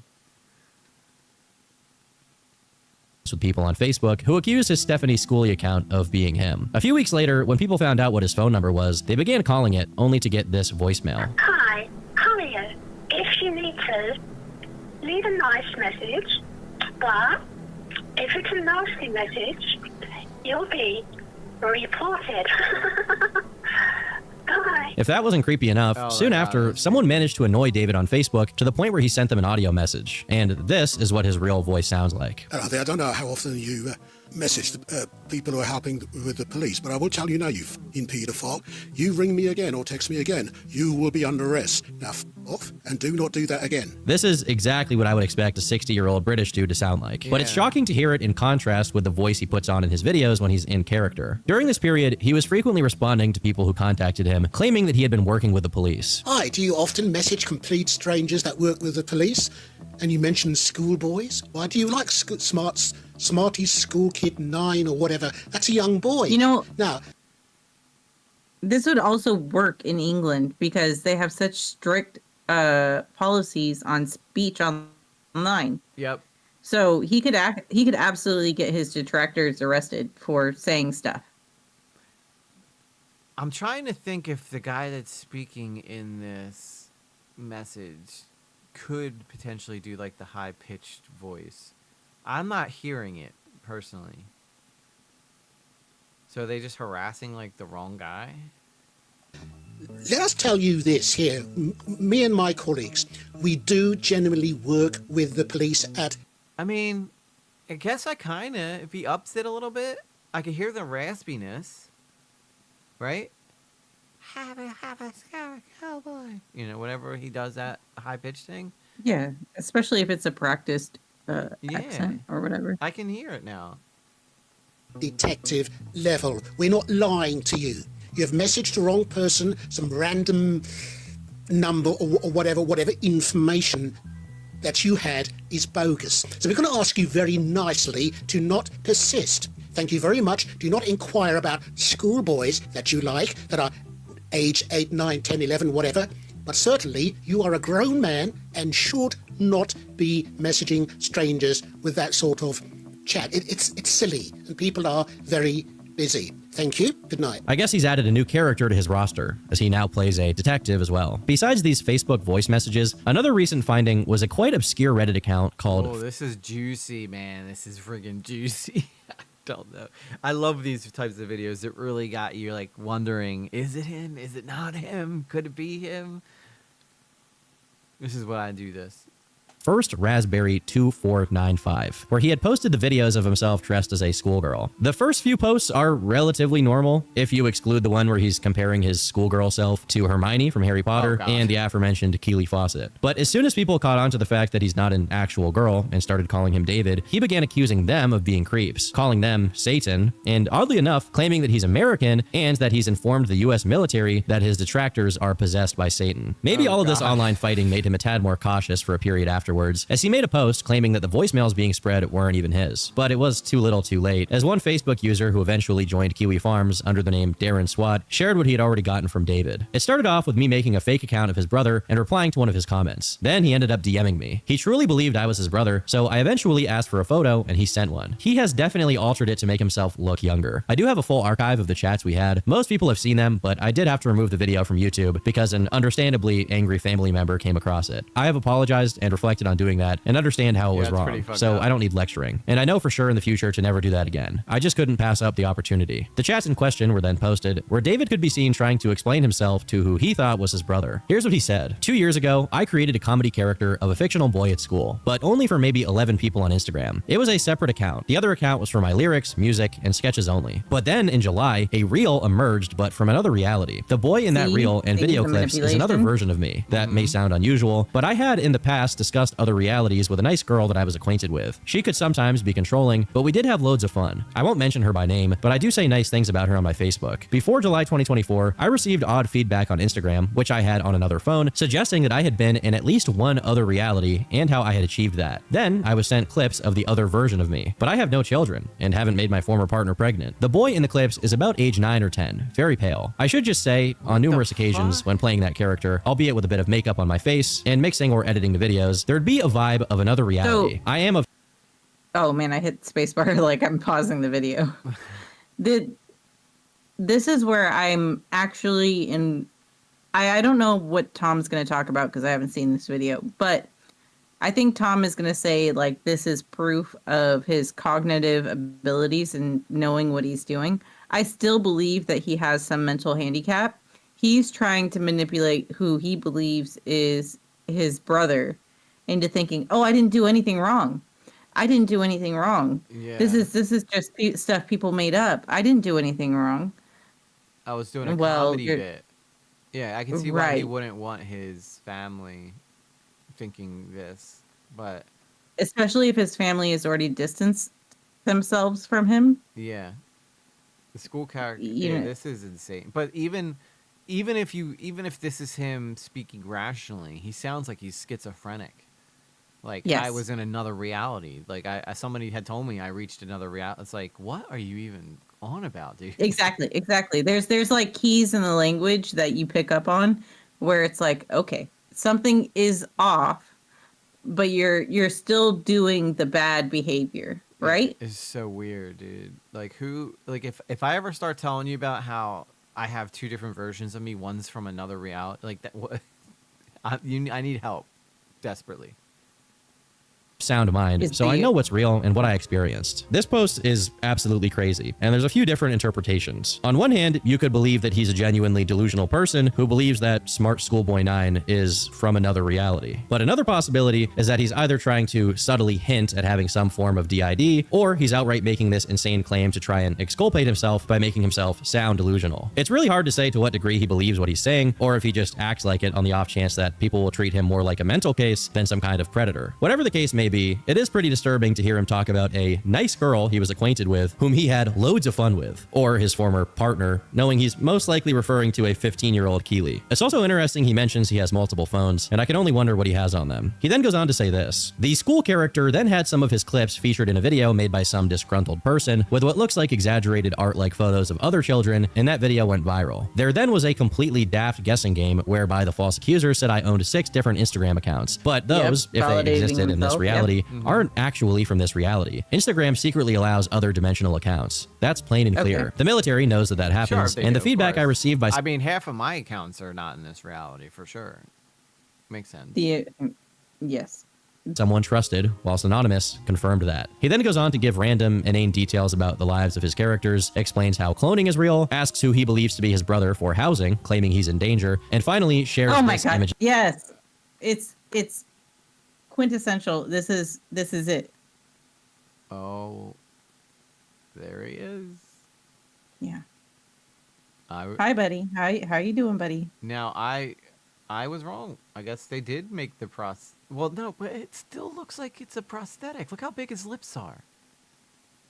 I mean, it could be a, I don't know.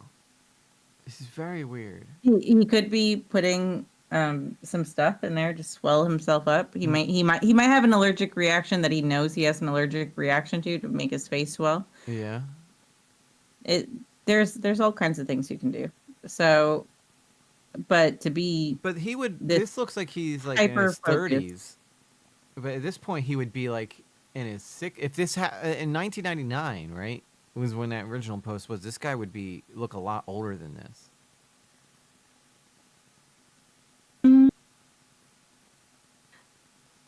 Yeah. I mean, he does look very young. They could be filters. He's still applying young filters. Yeah. So there's a smooth skin app. There's tons of things. He could be using. So. Yeah, he could be still having the mask on, but using the filter to kind of like put makeup on him.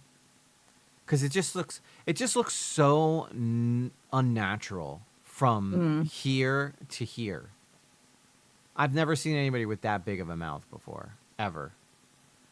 That just looks like he's puffing his cheeks out. His lips would be swollen and the mouth not that wide. Yeah, see, I mean, we all could be wrong. I mean, all we can really do is look at this and make our best guess. But I don't know. Well, maybe he knows he knows his brother knows what he really looks like, and so he sent this picture to kind of test it. Yeah, that's a good point. Like, this guy knows people are after him, right? But right. He mentioned it in the first post that he made. Yeah. Oh, it's very strange. Very, very strange. Of himself. Now, obviously, we can tell that this picture is edited in some way. It appears to have a few filters on, maybe Snapchat filters, maybe AI upscaling filters to smooth out his skin, but it is in some way a picture of himself. Usually in his schoolboy videos, it looks and sounds like he has something inside of his mouth to give it that inflated look, whereas here, it looks like he's puffing his cheeks up like that Fallen Chungus profile picture. I guess because he thinks it makes him look better or younger. Along with these bizarre chat logs, a few more voicemails were also leaked, and they are as disturbing as they are hilarious. You sound like a girl. I don't mind what I sound like. Is this Stephanie? No. You hacked Dawn's account. You're the one who hacked.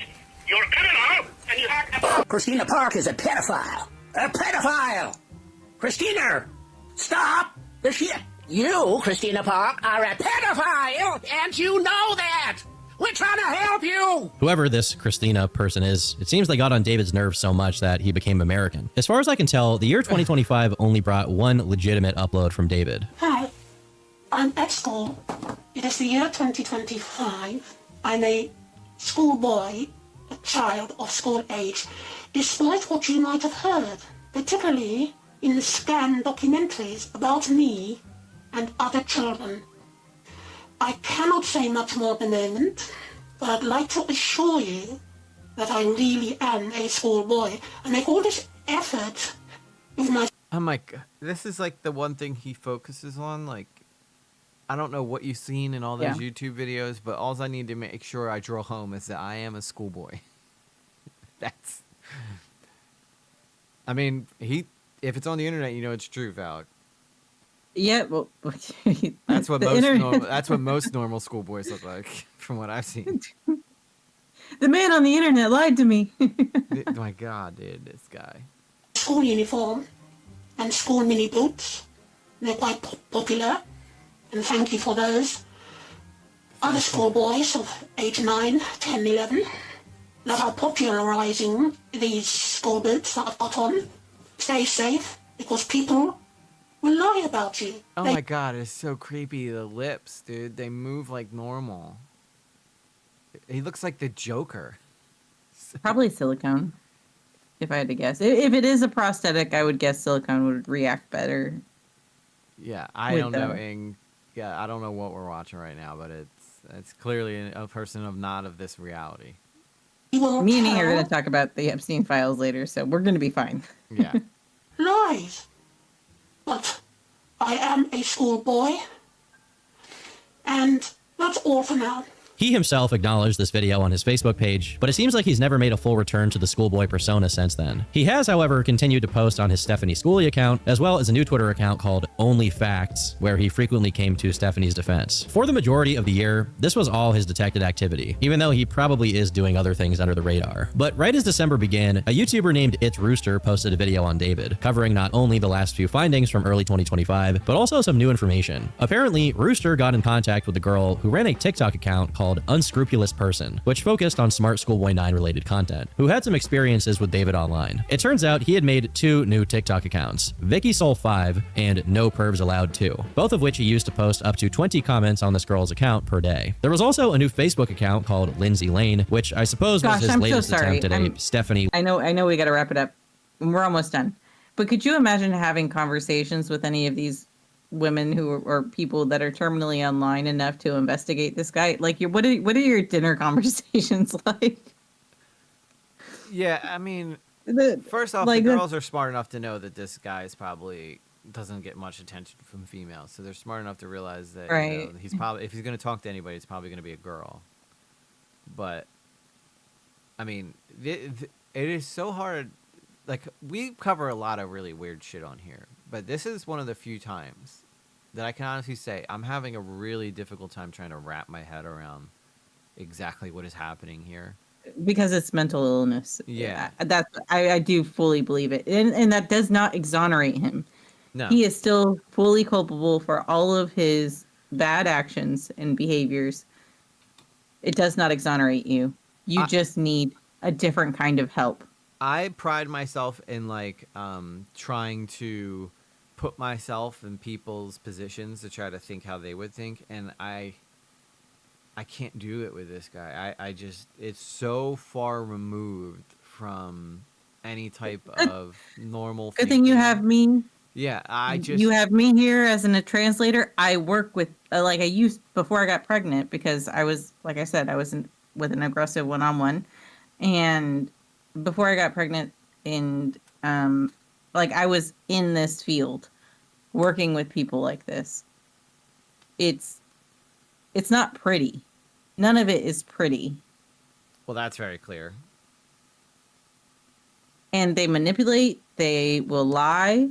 Sometimes they'll pull out false claims against you, like, oh, she hit me, she did this to me. Well, we got cameras all over the facility, buddy. Please explain your case. Yeah, I mean, I heard EG prides himself in his excellent bottom lip. Yeah, I mean, at this point, I'm more likely to figure out bottoming expertise than I do this guy, because he's so... Dude needs to be in clockwork. Yeah, I think that's what it is too, Scotty, is that it's just so crazy, and the whole thing is just such... Like, you couldn't think this up in your if you gave even Stephen King, when he was at the peak of his career, coming up with crazy shit, I don't even think he could come up with something like this. That's how so far removed it all is from reality. Life is stranger than fiction. We had a client once that one of her compulsions in her schizophrenia, she was 70-something years old, was she would eat everything. So everything in the house had to get, because it was like a residential home that was turned into, it was a privatized business. And when you say she'd eat everything, you mean like she would try to eat the furniture and shit? No. She would eat every kind of food. So all of the fruit trees never had any of the lemons or apricots that we had. I remember on one of my first days, they were trying to like get me used to the facility and everything. And I had brought my lunch with me, and it was my lunchtime. And so I was eating my sandwich while they were explaining different things around. And I looked away. I swear it was only for 1 second. I looked away to the other staff worker, and I looked back, and she had my sandwich shoving it into her mouth. There was another night where I was preparing chicken for dinner, because you prepare all their meals for them. And then we also had another little guy. Like I said, I'm a one-on-one, but the facility was poorly run, so I oftentimes had to help with other. Still, though, clients. I mean, I can understand like someone being mentally ill and eating a sandwich. That's right, but no. This was when I was preparing chicken, and for dinner I had to run away to go help with a different client. And when I came back into the kitchen, she was just shoving raw chicken into her mouth, which resulted in a hospital visit to get her stomach pumped. So they're not in reality, but they know what they're doing.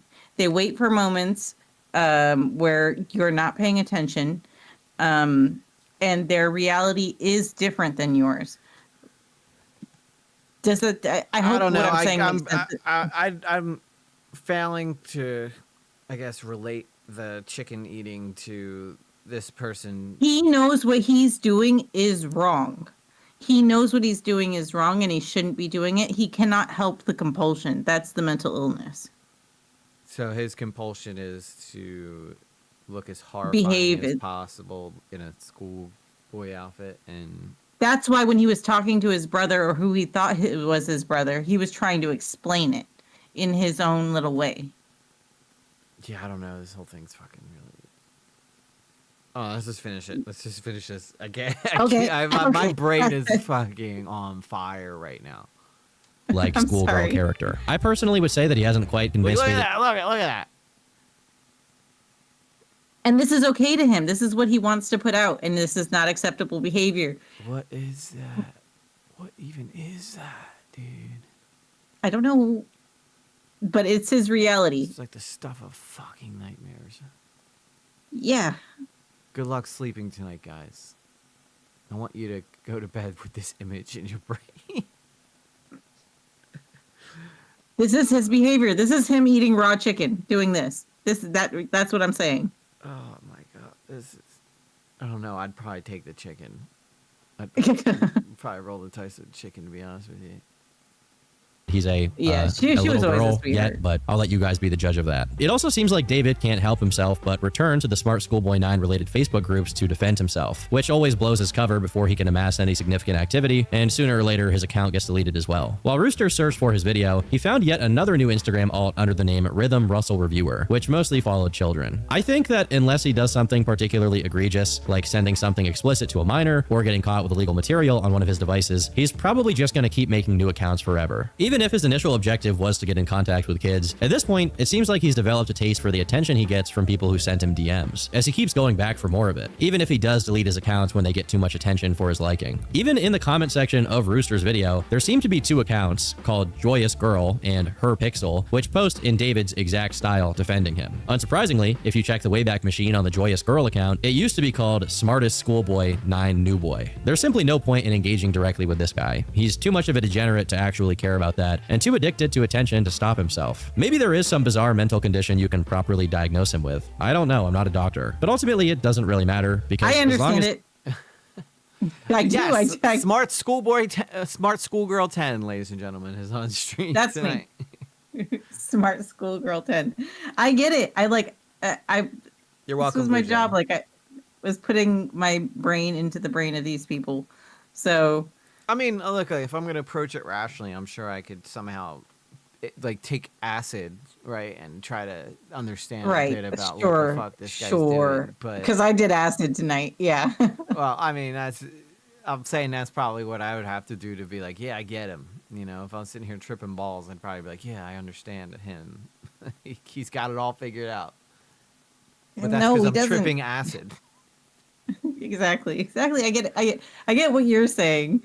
I wish I could make it make more sense, but it doesn't. None of it makes sense, and it doesn't condone any of the behavior. that EG, he's- maybe you could equate it to when you were doing drugs, you couldn't control your actions even though you knew it was wrong. I absolutely get the addiction. I do get that part. Like, I get this guy's addicted to some sort of, I don't know, maybe something happened during his younger years that has kind of made him, like, maybe he had one good interaction with a girl. Like, some guys who don't get any attention from women will always remember that one girl that was nice to them that one time, you know? And maybe something like that happened to this guy when he was a kid.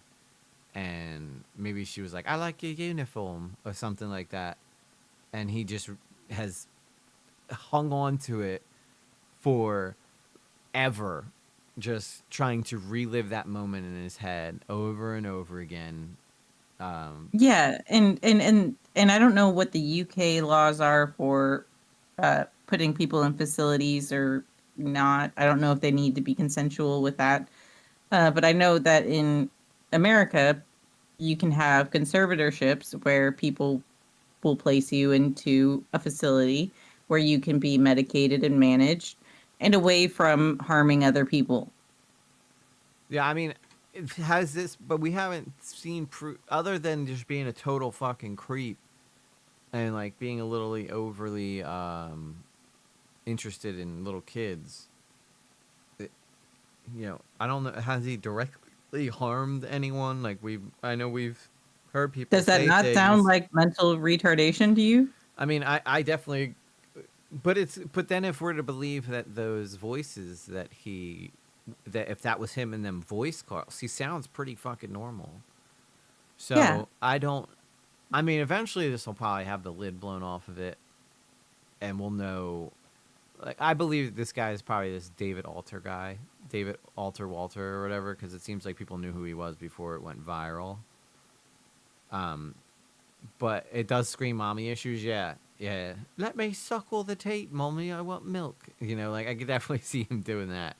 But all right, Sarah, sleep well with knowing this guy is still out there somewhere. But at least he's across the pond. Like, we don't have to worry about him here in America. I think I said this last time I was here. I was like, thank God he's over there. Although I'm sure there's people that just aren't online that are just as weird here. You just never know.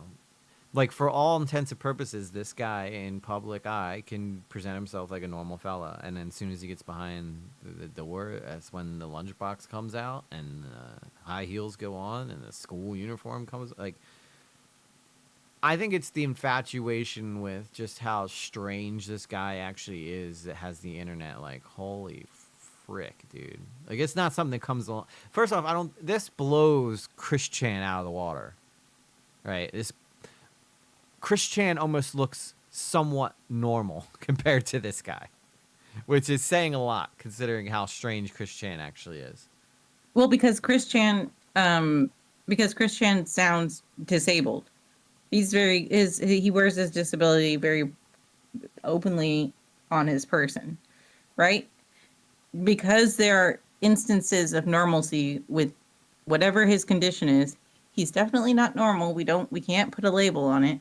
But he's able to integrate in and out of society. That's why I'm saying, like, I don't know what the UK laws are for conservatorship. You remember the body cam footage of Chris Chan when he was arrested? He was talking about how like we're gonna like Batman and Spider-Man and Pikachu and all and Sonic and all them people are gonna come to our reality, and so maybe they're not much different, but they're also just two completely different sides of the coin.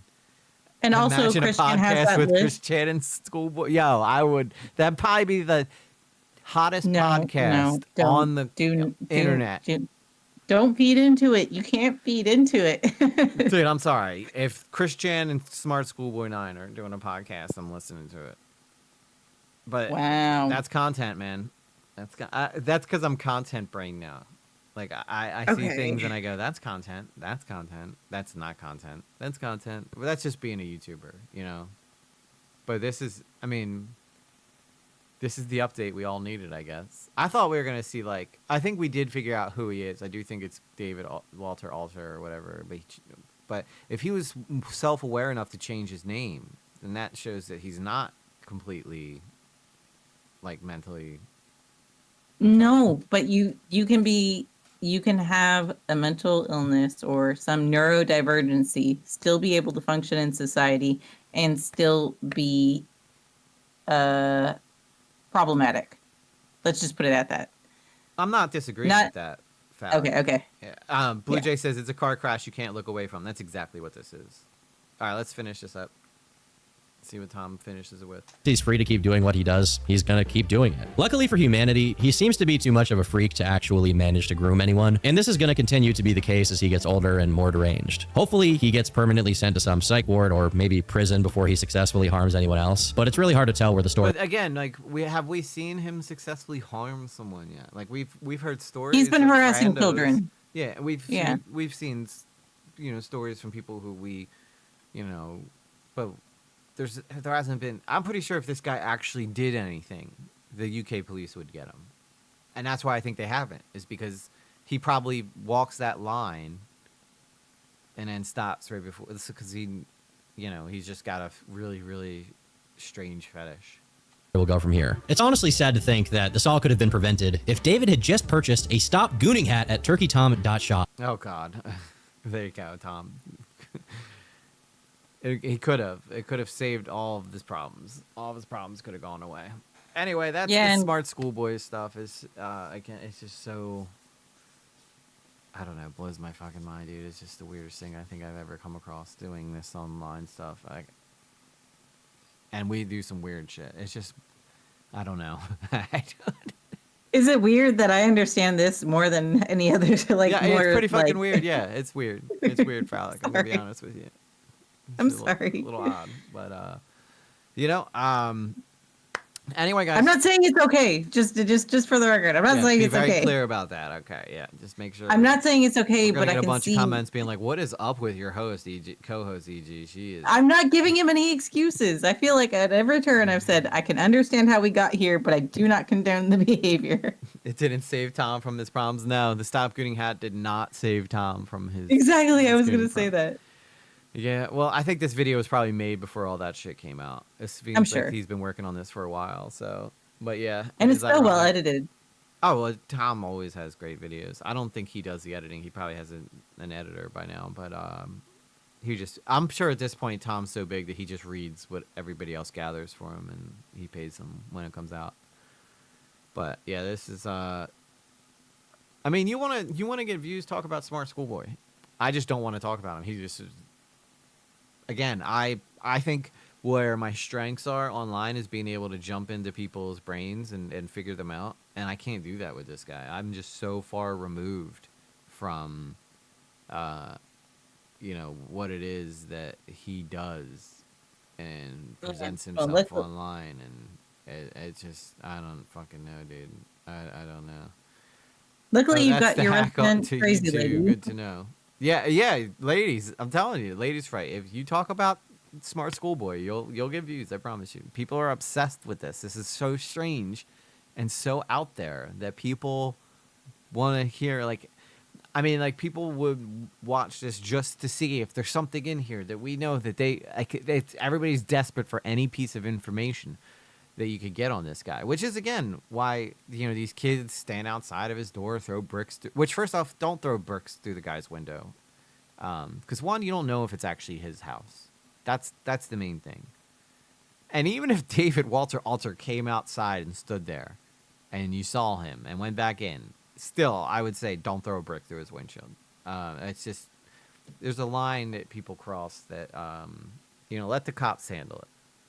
You're also putting yourself in a lot of danger by getting close. So that, and you're looking for, you're gonna sacrifice your freedom for him. Yes, include the fright. Ladies, just makes it sound like you're hitting on us. Sorry, I'd consider that one making it. Okay, ladies, fright. Yeah, I'll call you LF. How about that? That works. But yeah, I can't say ladies because then everybody thinks I'm just talking about the girls in the audience. Maya, the last time we talked about this guy, I think it was like a year ago. I think we talked about him. So, but we'll see what happens. We'll see what happens. I mean, frankly, if there's an update about this guy, we'll check it out. But because as Blue Jay said, it's a car crash. Just can't look away. Just cannot look away. But I gotta go make sure that the little one's in bed, and I got work in the morning. So we went a little late tonight, but that's okay. I don't mind. I love seeing y'all, and thank you guys all so much for being here. And I hope to put out some more videos. So if you guys have topics and stuff that you guys want to see me talk about, like in a feature length video or like a dedicated shorter form video that's long form, I don't know. It's very strange, but put it in the Discord. Phallic, any last words other than you're a fan of Smart Schoolboy 9? Oh my God, don't you dare put that on me. No, good night, everybody. Ying, I will message you about the Epstein stuff. Phallic Weapon 9 coming at you, folks. Coming at you. I'm gonna punch you in the face. That's what I'm gonna do. All right, guys. I'll see you guys later. Peace. Bye-bye.